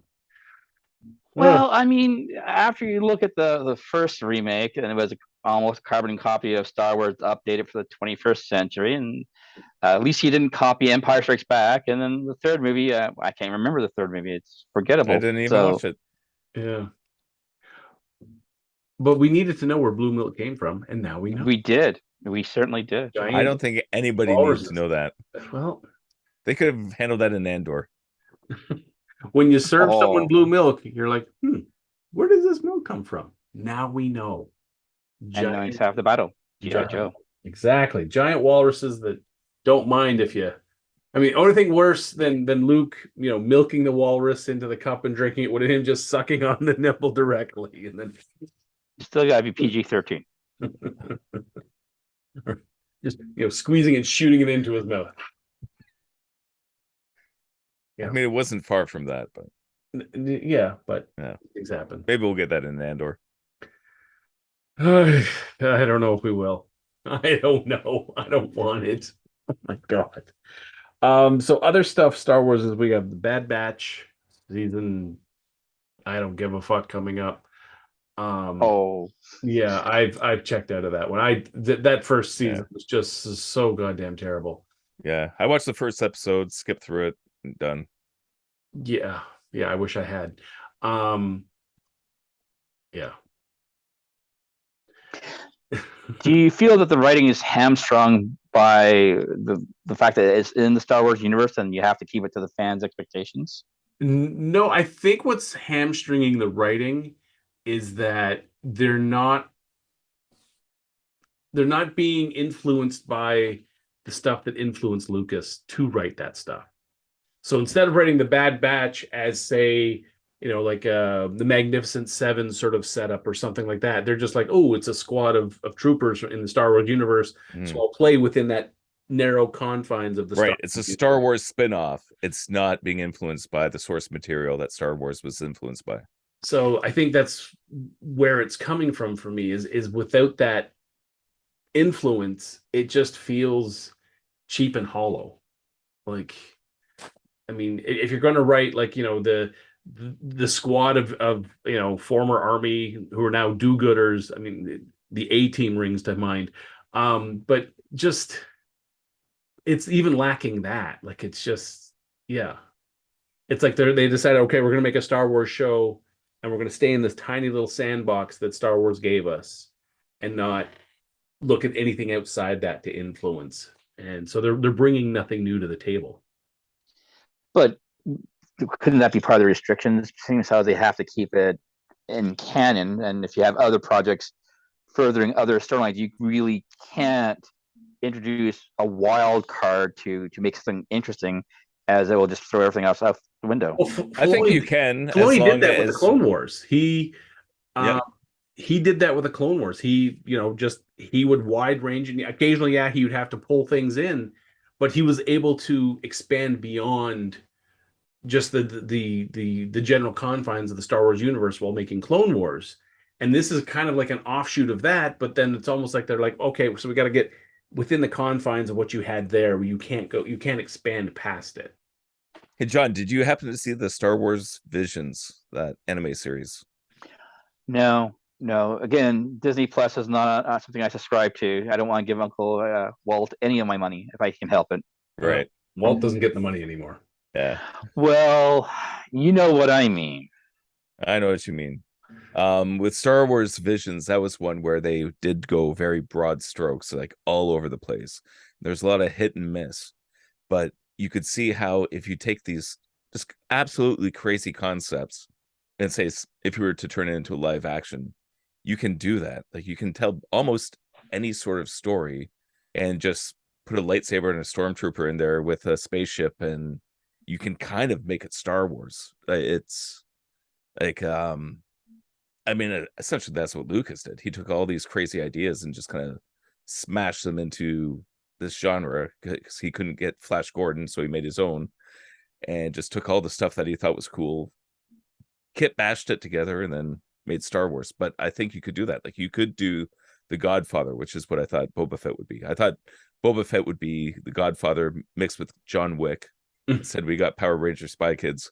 I don't know why that happened, but like, you could do that. You could do like some sort of crazy Clint Eastwood Western and make that work. Just like, no matter what you kind of think of, like, you could do a spy movie, like we were talking about with the idea of Lando Calrissian or Han Solo. Like, you can tell just all these like crime capers, and like Trevor mentioned, an A-team show.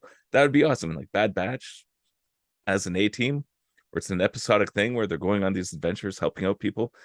I think as long as you dress them in the right way, do the white pans, have spaceships and stormtroopers, like, in my opinion, you could tell almost any story in the Star Wars universe. I mean, we even did that with the Star Wars role-playing game back when we were doing that kind of stuff in college. Like, all sorts of crazy ideas. That's my opinion. No, and you're not wrong. I mean, given free reign and the freedom to explore, I think you could do a lot with the Star Wars universe. I just think they haven't. I agree. Yeah, that's the problem is you've got Disney money behind you. I think what's kind of holding people back is well, we got to make something to make, as Uncle Walt happy. But the problem is they're not putting on their big boy pants and trying out something that may be different. Yeah, and I think it's a copy of a copy. It's like that simulacrum. It's the idea that you're being hired by this corporation to do a spin-off of this movie that's super popular and famous. And it's like, okay, well, I'm going to do my version of that, but you're photocopying the original. You're not taking deeper ideas, deeper stories, the things that it was based on, and creating something new. You're just making like a bad photocopy. Like when they take the animated movies and make live action versions of them, which are almost shot for shot remakes. Yeah. It's safe money. And again, that's the problem, is it save money, but Save money, but it's not big money. Like Trevor had a spreadsheet last podcast where you see how much money you can make doing an original that's really well done, and basically the corporate hands are off you. You just spend not a lot of money to make a crazy amount of money. Yeah. Or you spend a crazy amount of money to get that safe money, but it's just a little sliver compared to what the actual masterpiece is made. But are you looking for a masterpiece? I mean, That's Disney. the point I made, is that the guys who are producing this stuff, they're not. They're No. looking for the paycheck right now. The directors, they're not. It's like, do I have a job? Yes, I'm getting paid. I don't give a crap. Well, so Abrams has gone on record saying that when he did The Force Awakens, he was trying to remake A New Hope because he wanted enough familiarity with it to make the existing fans happy and hopefully drag in some new fans. And he even regretted that he went too far into, in essence, remaking A New Hope. And unfortunately, then you had them, well, let's go Rian Johnson route and take a hard right turn.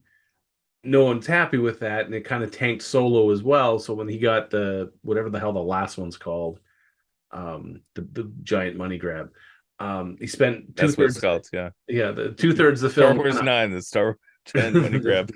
Trying to undo everything that happened in Episode 8. So there wasn't really any time to try to tell any kind of story, original or not, in the last movie. So it's, unfortunately, that's the world we live in. But it doesn't have to be, Trevor. I know no other to live in. So yeah, it's part of the conundrum of, people who'd rather play it safe and make a paycheck than take that risk and perhaps make something great. So yeah, that's my 5 cents. Somewhere around here.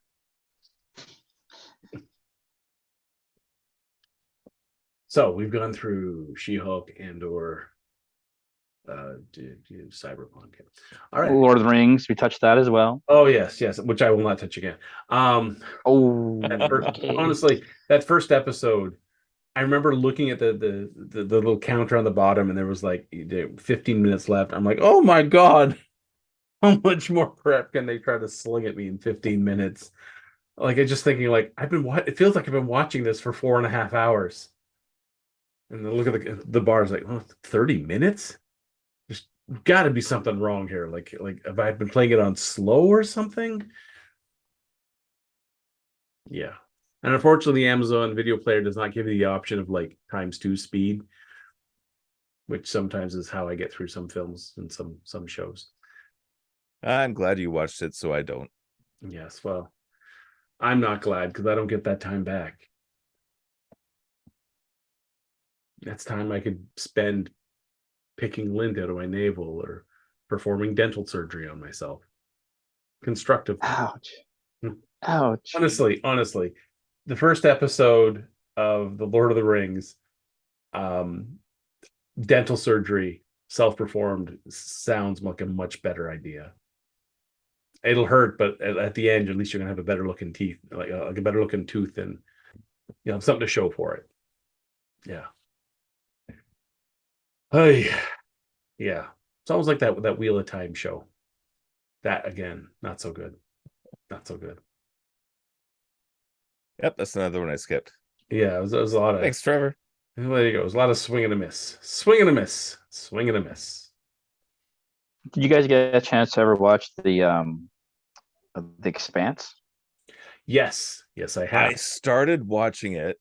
I enjoyed it, but we didn't continue with it. I don't was know forever ago. you. I like don't it so know you, much. Michael. Nice. So yeah, that's how much I enjoyed that show. Yeah, the one thing I like from the few episodes I watched is just the idea how the humans evolved on the different planets and how gravity affected them and all that kind of stuff. Like, again, only a few episodes in. Yeah, life got busy, but I did enjoy what I watched. What I liked about The Expanse wasn't the ships, it wasn't the acting, it was the storytelling. Just they wrote the shit out of that show. And it was just you'd watch each episode, each season, and you're just like, where do they come up with some of this stuff? Because it's just it's plausible, it works so well, and you just get invested into it, very quickly invested into it. And I remember at the end of each season, I'd be like, no, don't end there. Don't end there. Give me another episode. How long do I have to wait for the next episode? That's how it felt at the end of every season. So yeah. How about you, John? Loved it. Wish I'd read more of the books so I could know what was happening in the final season, but there's rumors that they're going to pick it up again, so fingers crossed. But no, acting was amazing, storytelling phenomenal. It helps when you have the writers actually help write the script. So I mean, animation was good. The physics for space was well done. I mean, again, an excellent show. Thomas Jane as the investigator for seasons 1 and 2. By the second episode of season 1, his acting alone had me hooked. It was just so great. And the way that he interacted with other people. Yeah. So I was like, at the end of season 2, when it was like his time up as a main character was up, I was like, oh. But by then I was already invested with some of the other characters and it didn't matter. So. He had so many great characters.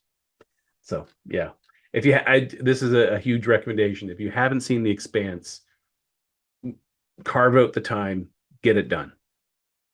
Pitter patter. All right, I'll do that. Good. There's your homework for next week. Yeah, 6 seasons. Yeah, you can have it done by next week. Just call in sick. Just say I got COVID.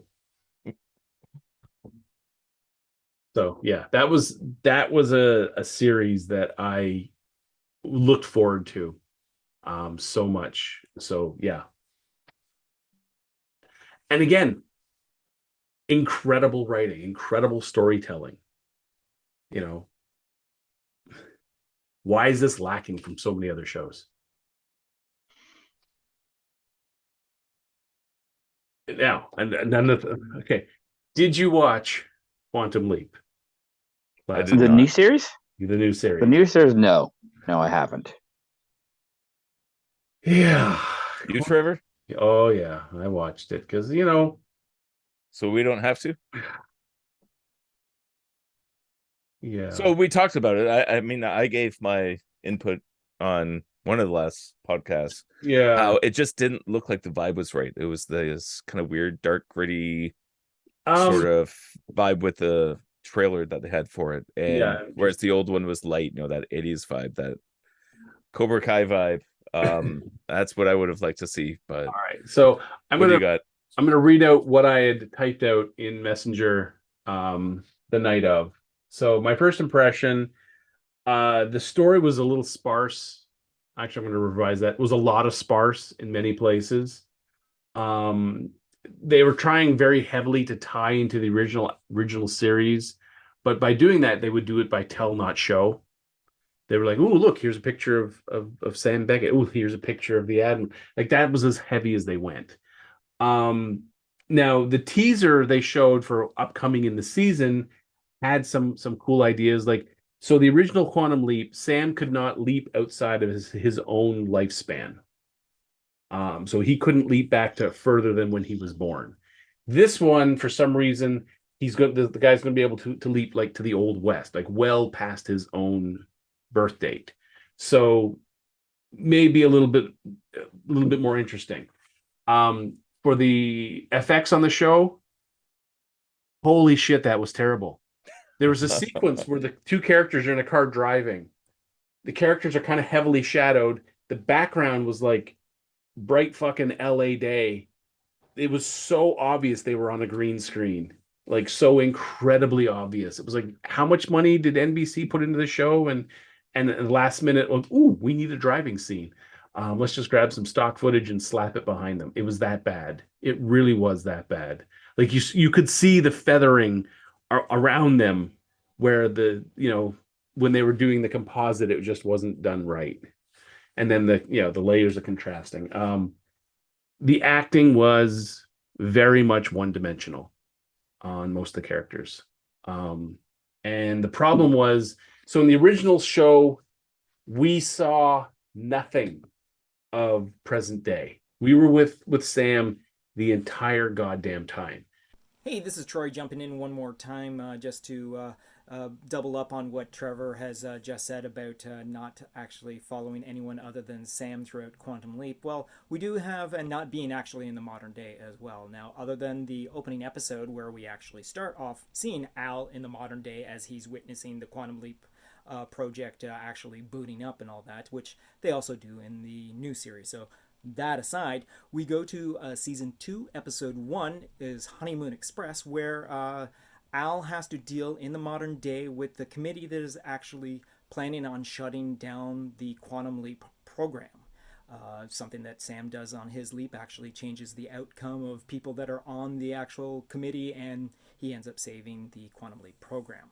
And then we go on to season 4, episode 1, The Leap Back, where Al and Sam exchange places, where Al is now the leaper and Sam is now in the imaging chamber. And once he figures out how to unlock the imaging chamber after it was hit by a lightning bolt at the exact time that Sam was actually leaping, he is now free to explore the modern day. Now again, like Trevor had said, that we only follow Sam. And yes, we do follow Sam, but we follow Sam into the modern day. We then jump to season 5, episode 2, Lee Harvey Oswald part 2, where we actually are in the imaging chamber with Al and the persona of Lee Harvey Oswald, as Al is interrogating him to find out if he has someone helping him with his, I don't know how to put it, his assignment, his plan, his scheme to kill the president. We then jump to the 14th episode of season 5, where it's Dr. Ruth.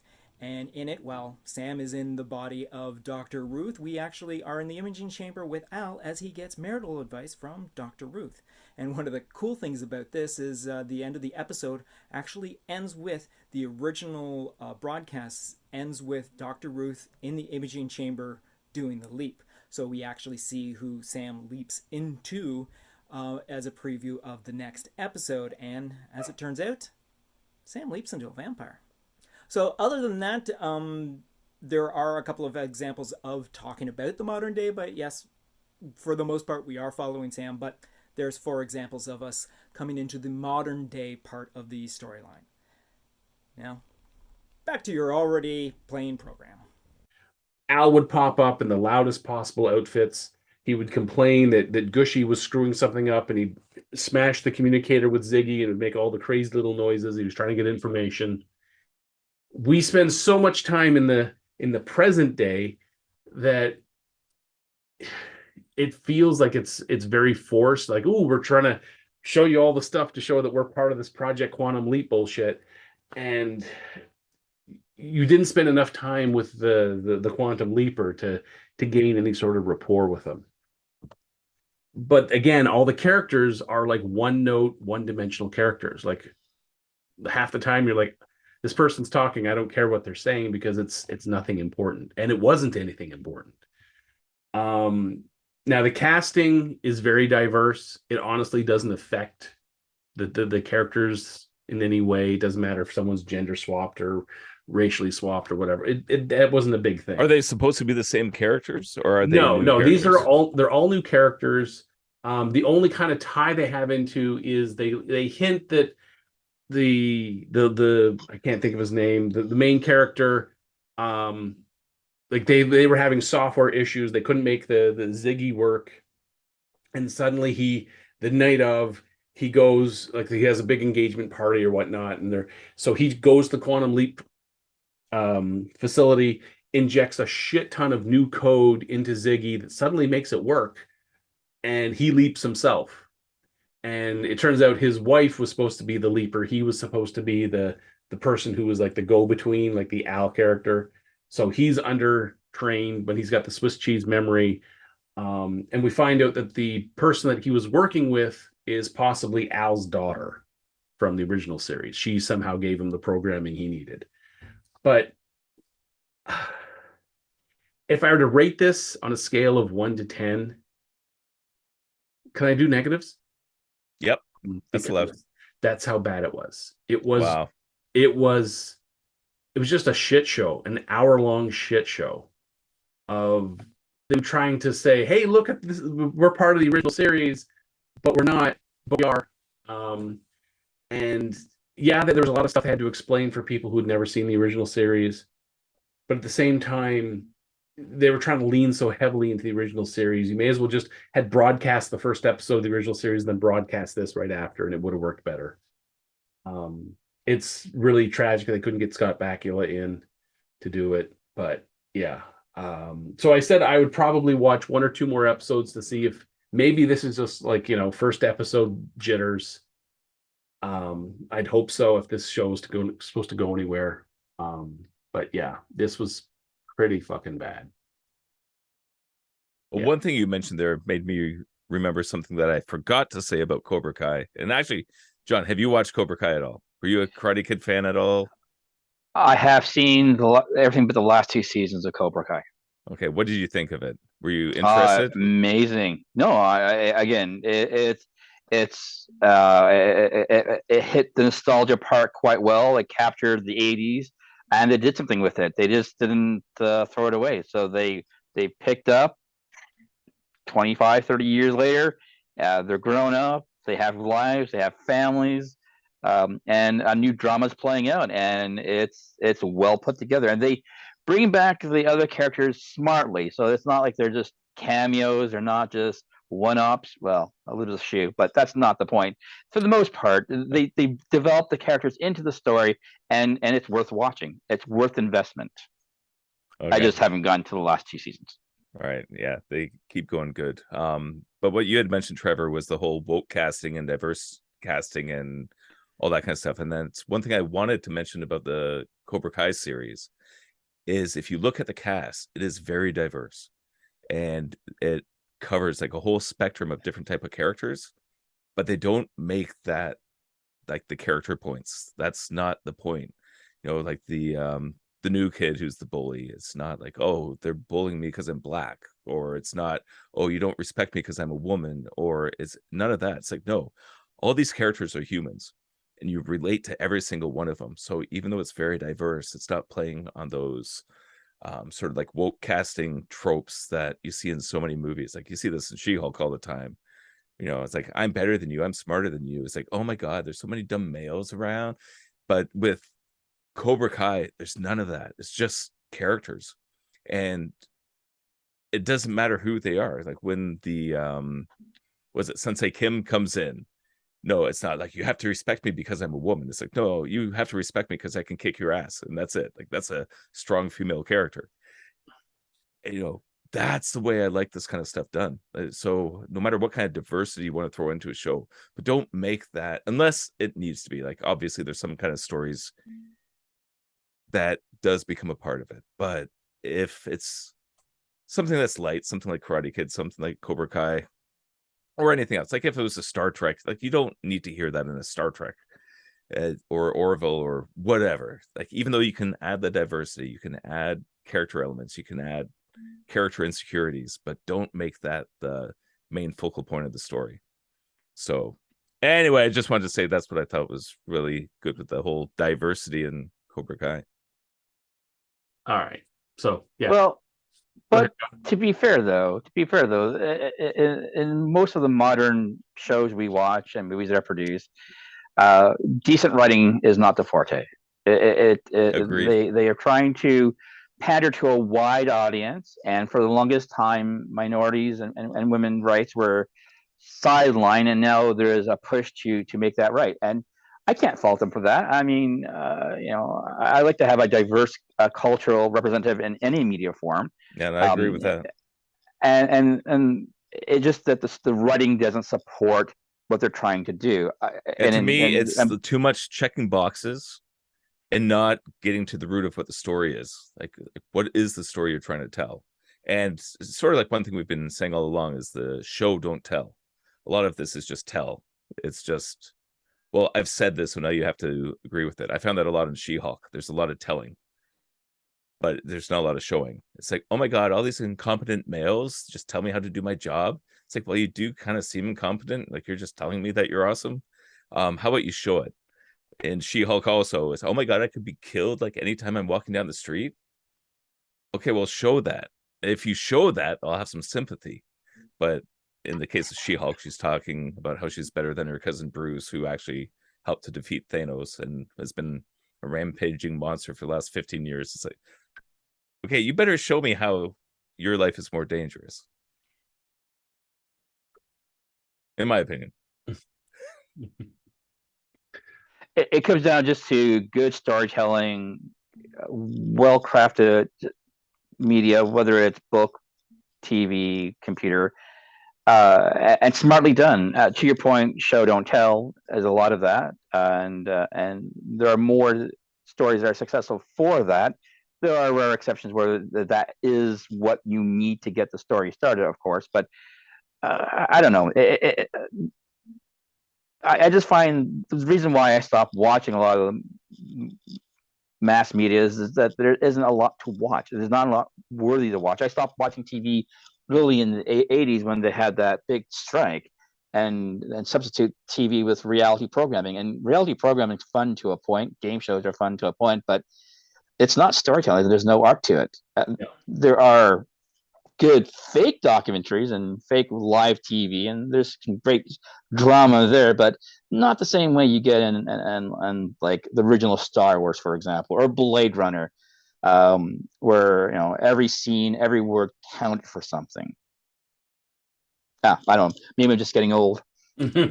No, unfortunately. Well, we're all getting old, but we're all getting old, but that's right. Funny. It's like reality TV to me was the death knell of writing, because they let shit happen, and it all happens in the editing booth to make your villains and your heroes when they're neither.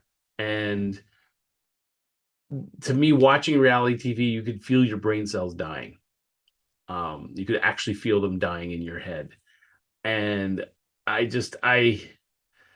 there is reality TV shows that I do enjoy, like watching Alone, where there's a man against nature. That's the whole story. It's not man against man or anything like that. But it's not something I couldn't watch Alone 24/7. I like storytelling. And especially I like good storytelling, and we're getting less and less of that. So when something like like Cyberpunk Edgerunners came out, or The Expanse came out, where you have very definitive storytelling, that's what I enjoy. That's the kind of media I like to watch. Unfortunately, that stuff's few and far between these days. Well, I learned a lot from Jordan Peterson through his lectures, where he was talking about stories, and because a lot of these things we watch, they're make 'em ups. Like, they're not real. It's a made up story. Anything can happen, right? But there's some stories that are more true than true. It encapsulates an archetype, something that is so overreaching and so powerful that you can overlay that on anything. And to me, those are the stories that are the best, right? So it's honest, it's encapsulating the archetypes, it's showing a whole character journey told in a way like the Joseph Campbell story arc, where anybody can take these stories. It doesn't matter if you're flying through space with the lightsaber or whatever else, doing kung fu in the valley. Like, you can take these characters and sort of superimpose your life on them and learn something to, I guess, help yourself go forward in life. And those to me are always the most powerful stories. There's something I remember back from our Sheridan days, Mark Simon in Film Structures talked about, that It was the lesson was the difference between a story and a happening. And so we had the idea of, a character who wakes up in the morning, brushes his teeth, combs his hair, has his breakfast, goes to work. You wouldn't make a movie about that because there's no story there. But on the day where he, wakes up, brushes his teeth, combs his hair, has his breakfast, steps out, and the buildings in front of him are on fire. Well, that doesn't happen every day. So now we're going from a happening into a story. But he said what makes the difference between being a story and a good story is at the end of the story is the character fundamentally different than what he was at the start. If he just then the very next day wakes up, brushes his teeth, combs his hair, has his breakfast, and goes to work and nothing else has changed, then it wasn't really a good story because it didn't change the character in any way. It didn't make that character grow.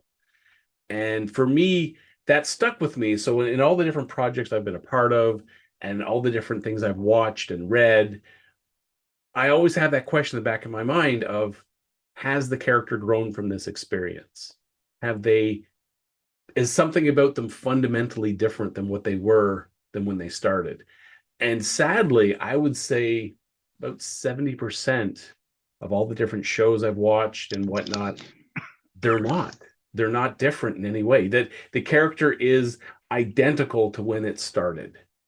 And to me, that's a bar of, then this wasn't a good story. This wasn't a telling story because it didn't change the character. Yeah, there was the Pixar guidelines. I just did a quick Google on it. I think this is the right one. But the Pixar story structure is once upon a time there was a blank, fill that in, and every day blank, and then one day blank, fill that in, and because of that, until finally. But it's sort of like exactly what you're saying there, Trevor. It's like you have your everyday life,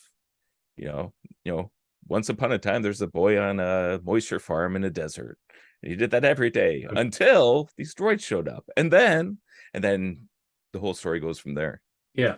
But if at the end of that, after blowing up the Death Star, Luke went back to Tatooine and started moisture farming again. Started drinking some blue milk. Yeah. From a walrus. Then it's like, well, then the experience didn't change him at all. Right. And that's one of the things, the heroic archetype is the idea is that after the journey, you can come back home, but with the boon, like you bring something to your, it's like Bilbo in Lord of the Rings or The Hobbit, where after he comes back, he's got the treasure and he's got the ring and he's in league with the wizard now. And there is something that he brings back that changes everything. It's not just life back to normal. It's like, no, things have changed because of the journey. Yeah, it's there was I can't even remember the name of it now. There was like a very similar to a Western, guy's like plowing with his ox, whatnot, and he gets called away, and there's like this big, incredible battle he goes through, and he comes back home, and he hooks the ox back up, and he takes 2 steps, and then he stops, and he kind of like lets go of the plow, and just turns and just starts walking away, realizing he can't do this after what he's seen and what he's done. He can't do this. This isn't who he is anymore. But as I said, unfortunately, about 70% of the stuff I've watched, they do exactly that. All this crazy shit happens. The character goes right back to where they were, and then just carries on like nothing happened. And it's like, oh, wow. I mean, if the experience wasn't enough to change them, then was it worth them going through it? So yeah. And yeah, that again, call right back to Sheridan. That's where, I mean, I think before Sheridan, before that lesson, I hadn't really thought about it that way. But then, especially going back and watching the 80s shows that we enjoyed as kids and thinking, I was such an idiot watching this. I mean, how did oh my God, this is terrible. So yeah, that's why we can't resurrect the Dukes of Hazzard. Oh, we can. No, we can't. We can bring that back. That's a different podcast, though. No, you can't. No, we can't. No. We can't bring it back. I could do it. No. Cobra Kai the shit out of the Dukes of Hazzard. No, we can't. We can't. No. Here, I'll call up the thing that where is it? Where is it? All right. So Mike had made this suggestion about, how could we faithfully do the Dukes of Hazzard in 2022? And I said, well, I'm going to break this down. So the show's premise was about these brothers who were moonshine runners, because that's what they were. And their uncle is making moonshine. The local mayor is corrupt as hell, Boss Hogg, and he has a loyal but dim-witted sheriff, Sheriff Roscoe P. Coltrane. The deputy is very earnest, but dumb as hell. He's dumber than the sheriff, and that was Enos. The runners, Bo and Luke Duke, they have a very smart and beautiful cousin named Daisy who uses her wiles to distract the authorities. The problem is all the different adventures the Duke boys, get up to is because they were running moonshine and they come across something. People are dumping toxic waste. Someone's stealing this or doing that. But the problem is the moonshining aspect quickly got phased out by the end of the first season. They really rarely, if ever, talked about the fact that Uncle Jesse was making moonshine and they were using the General Lee to run it across state lines, sort of thing. But again, once you take away the element of why the show is taking place, then you just have that whole iteration of every week they're back to what they were doing before. Nothing has changed. They stopped the gun runners, or they stopped the toxic waste dumpers, or they stopped the international human trafficking ring, and then went right back to running moonshine again. There's really no effort in the storytelling there. So yeah. So, and my point, like the only two options I could think of, because I think this is a fascinating intellectual exercise, because it's so loaded with ideas that can trigger this generation. So you'd either have to do a period piece where you just lean into it. It's like, look, it's the General Lee. It has a Confederate flag on it. We are running moonshine. Like, this is what it is. And you don't back away from any of that. Or you do a Cobra Kai on it, where it's, the next Duke kids, they're coming up. They're like, Dad, we got to spray paint the top of the car, man. Like, this isn't going to fly. It's like, what? Like, this is the Confederate flag. It's this, like, the South. It's like, Dad, you don't understand. We can't do this anymore. There's a way that you could have that conversation for the next generation. I do like all the Trevor stuff with the whole idea of the moonshining and stuff. That has to stay in, because that adds that sort of outlaw element, and it's light enough where it can still be fun. Like, we don't have to fully Tony Soprano it or anything, but it's my moonshine. But it is a good excuse. Or you could make it corporate. I mean, after all, they've gone legit. Moonshine's the label, and now that's it's a great boardroom. idea. Yeah, like maybe that is the case. Like, now they actually have a legit company. And they could have argument over the label having the Confederate flag or not. I mean, there's ways you could do it, I imagine, but is it still then Dukes of Hazzard? I mean, and it's sort of like, is Cobra Kai still the Karate Kid?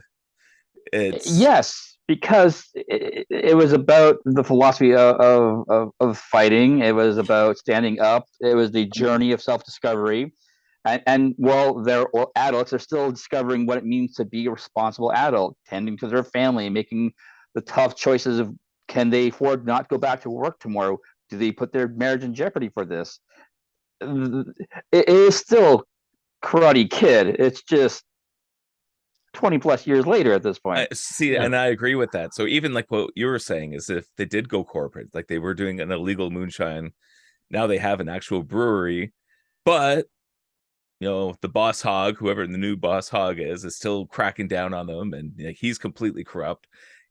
There's a way to pull it off. I don't know how you would do it exactly, but I think it could be done. And if anybody did that, it would be genius, because and especially the idea of the next generation and just having that conversation. Like, what are all the things that were or could have been considered racist or triggering or inconsiderate or whatever in the old series, but have a conversation with that with the new series and try and upgrade it, and it could be really interesting. Make the bad guys this time the government. looking to bumble their way through the bureaucracy and cropping them with their taxes. It could be done. It could totally be done. No car chases, Yeah. maybe, but I mean, that was the new hallmark General of the show Lee's was of Tesla. the Duke boys knew how to get around all the back roads, and man, that county just constantly had bridges out, like constantly. See, that would have to stay in. Every single bridge would still have to be under construction. Yeah. Now the thing is if you're going to do the show, I mean, you're going to have to get John Schneider, Tom Wopat, Catherine Bach. Uncle Jesse's dead. So is Boss Hogg. So it's how many people from the original show could you pull back, and would they want to come back? That's the biggest thing. Yeah, it would be great if they would show up in it, but you could do like a Mr. Miyagi thing where it's constantly mentioned, constantly referenced. So, Cobra Kai started with there's a band called No More Kings, and they did a music video back in 2007 called Sweep the Leg, Johnny. Sweep the Leg. And they were able to get a lot of the original actors to be in part of this music video. Have you seen the video, John? no, I haven't. But I'll be Googling it after this for sure. It is classic. Yeah. And it was off the force of that video that sparked the idea for the Cobra Kai show creators to see, well, yeah, let's see what happened to these guys, in the modern day, like, from 84 to now. And so that's what gave the drive to start this whole thing. And that's why they started it on YouTube Red for 2 years, and then Netflix bought it, and we're today. So for something like this to happen, like, the Dukes of Hazzard, I mean, we've had that terrible Dukes of Hazzard movie with Johnny Knoxville and the other guy, I can't think of his name, Sean Scott something. Anyway, I think they've had their opportunity and it didn't pan out. So I can't see a Dukes of Hazzard reboot coming along anytime soon. But you just said it yourself, though, Trevor. When they started Cobra Kai, it was based off of a music video and now a YouTube series. It wasn't corporate backed. It wasn't corporate built. But things is now for them to, YouTube would be less inclined to, because YouTube Red was allowing people to use the YouTube studios and their basically like their streaming service to help you generate this content and get it out there. Like Netflix would not take, if someone just shows up at Netflix headquarters and waves the tape, says, I got this, they're not going to show it. They're not going to broadcast it. They're not going to, it's like an unsolicited script. They're not going to touch it with a 10-foot pole.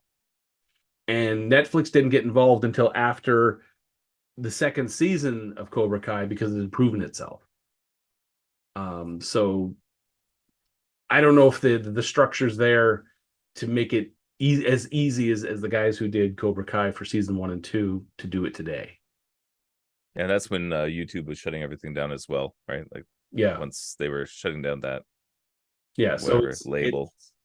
Because I mean, I was racking my brains all week of like what shows from the 80s could do a modern extenuation of that series. I want Knight Rider. Damn it. They've tried Knight Rider how many goddamn times? I know. I want a good one. Damn it. It's not going to happen. As long as Hasselhoff give me the show, alive, I would make it happen. As long as Hasselhoff is alive, it's never going to happen because I know what to do with it. Insist on being part of it. Well, he could be a part of it. He would be he'd be the new guy in the chair, the guy in the truck. He'd be the drunken guy with the cheeseburgers. That too. That's fine. Speaking of shows that are getting rebooted, they are rebooting Babylon 5. I did hear about that. Yeah, I don't know how I feel about that one. I mean, No? Babylon 5 It's the same. It's that spark in the bottle. I don't know if it would hold up today. Yeah. Honestly, that kind of stuff, it's just how it's executed. That's what it comes down to. Mhm. Yeah, I think Babylon 5 came out at just the right time to just the right audience. I don't know if it would hold up to today's audience.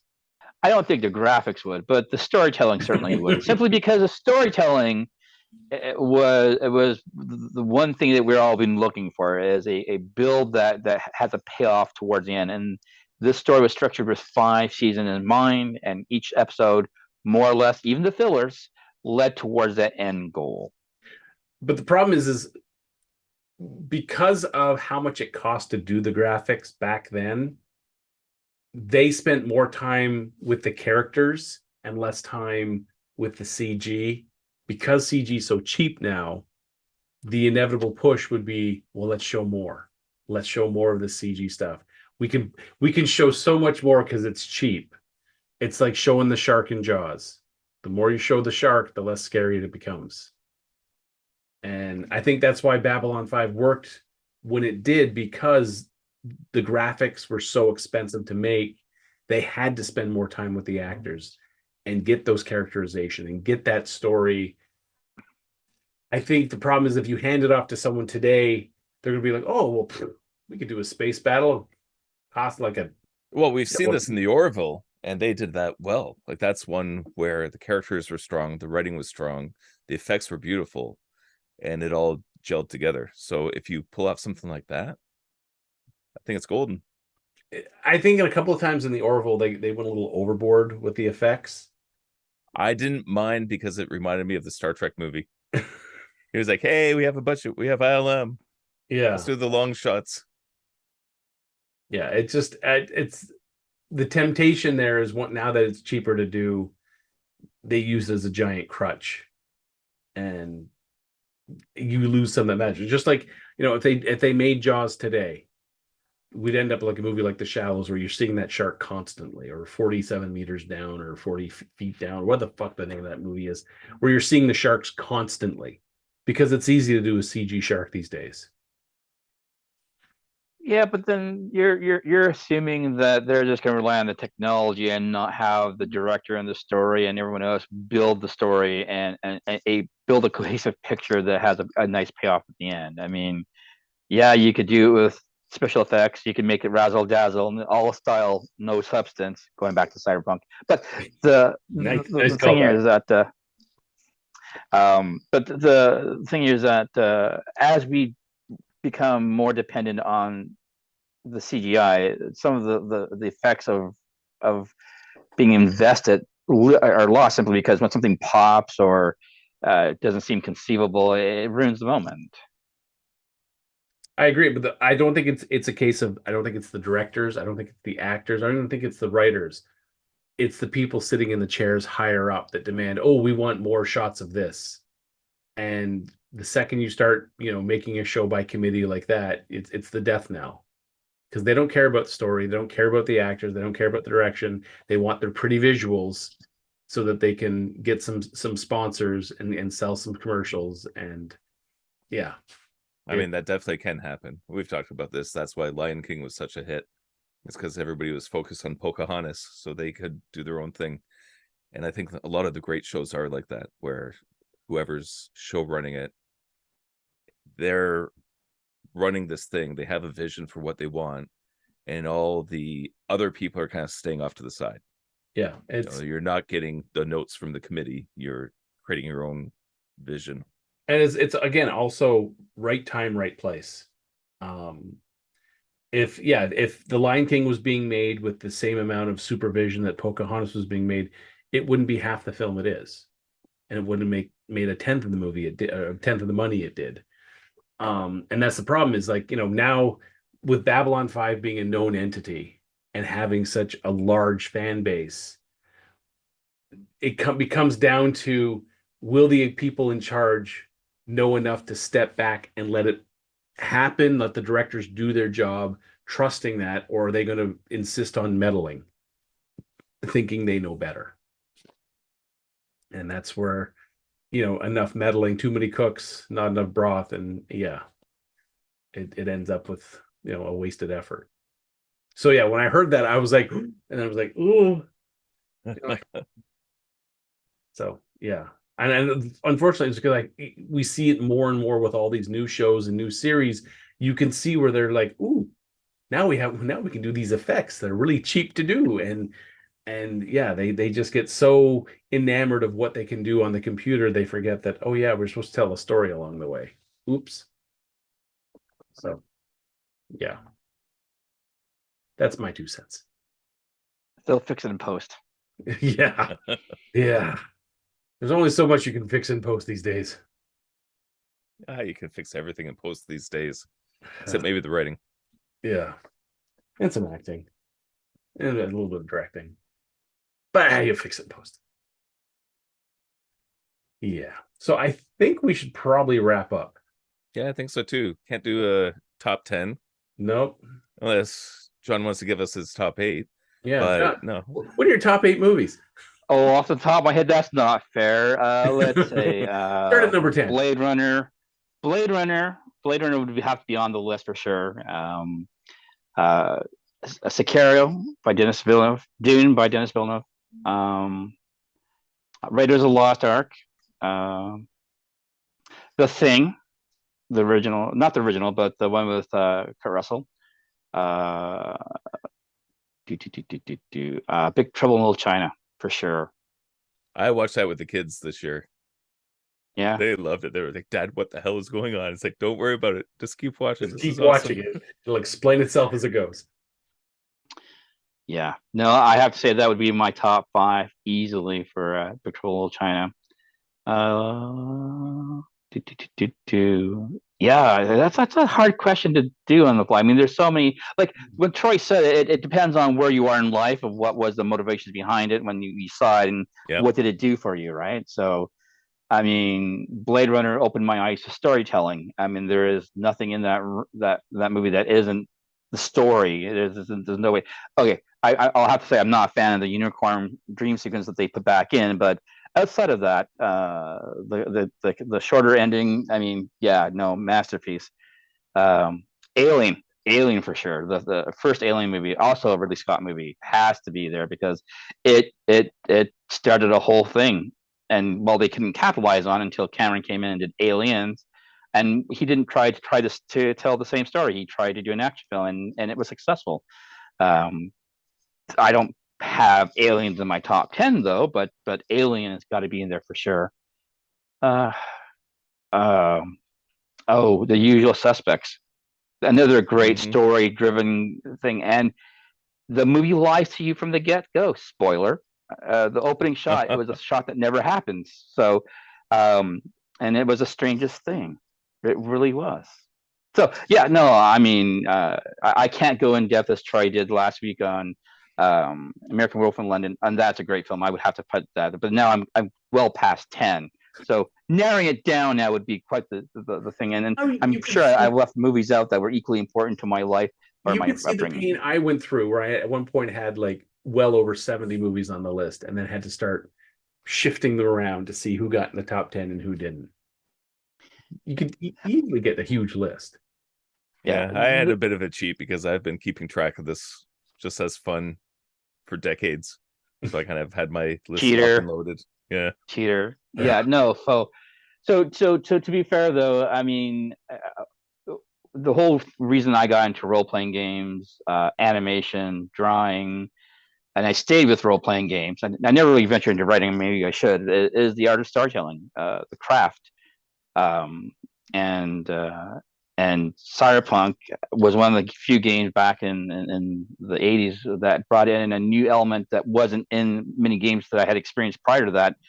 Was the life path, having a character that got developed before the game even started. And yeah, you could alter it from the ones you randomly roll, but no one else at that time told you how you could have a look, a style, a chic, a relationship. I mean, you could do that if you were inclined to think of it that as a character and story, but I didn't see that when I was that young. So having a game bring those elements, and then it just all clicked, and then keeping an open mind with these games to have great people partake in it, so that it's a joint story. And it's always been about the story. So any movie that has a really strong story catches my eye. And there are the few ones that are ones that I remember the best. I like that answer. Yeah, that's one thing I did learn from the whole role-playing experience, is that collaborative storytelling and making things up on the fly. And that's something that stuck with me, that just a group of people can sit around a table and just like do it live. You know, you're rolling dice, you're coming up with things, you're reacting on the fly, and you get something great out of it. And I've never been a part of a story team to write anything. Like, I've always just been in the animation department. But I'd like to think that if you did have a story team together, it would essentially be that you'd be just kind of, you know, making it up on the fly, role playing, throwing out ideas, and, you know, things come up and things happen, and everybody riffing on each other's idea, because I think that's how you get something great. Yeah, joint effort. Mm-hmm. Have to. So should we wrap this one up? All right, let's wrap it up. I want to say thank you to John. You have made this episode far better than just Mike and I would have done. I mean, we do pretty good. I mean, you guys do well. Look, your breakdown of Cobra Kai was something I avoided like the plague, but you seem to have a good handle on it, and you're passionate about it. So, you know, you did well. But what he's trying to say is we did weller with you. Yes, much Fair well, enough. much weller than without you. All right, so this wraps up episode 54 for those. We have to do a collective goodbye. We'll see if John screws this up. All right, John, we're counting on you. Collective goodbye in 3, 2, 1. Have a good day. Damn it! What? All right, No, that's a perfect end. Off script. Okay, fix it post. Yeah, fix Get Troy to fix it. Have Troy. that Troy cameo, and yeah. It'll just be a Troy face pump. Yeah. Good night, folks. Good night, folks. Have a good one. Thanks for the invite. Good talking to you guys again. This has been Geeking Off the Page, a Planet Geek production. Please be sure to subscribe, share, rate, and review. You can find us at our social medias through Facebook, YouTube, and TikTok. Search for Planet Geek Productions. On Instagram and Twitter, Planet Geek Pod. Or you can send us an email at planetgeekpod@gmail.com. So until next bad time, same Spider Channel, may the Force be with you, and thanks for tuning in.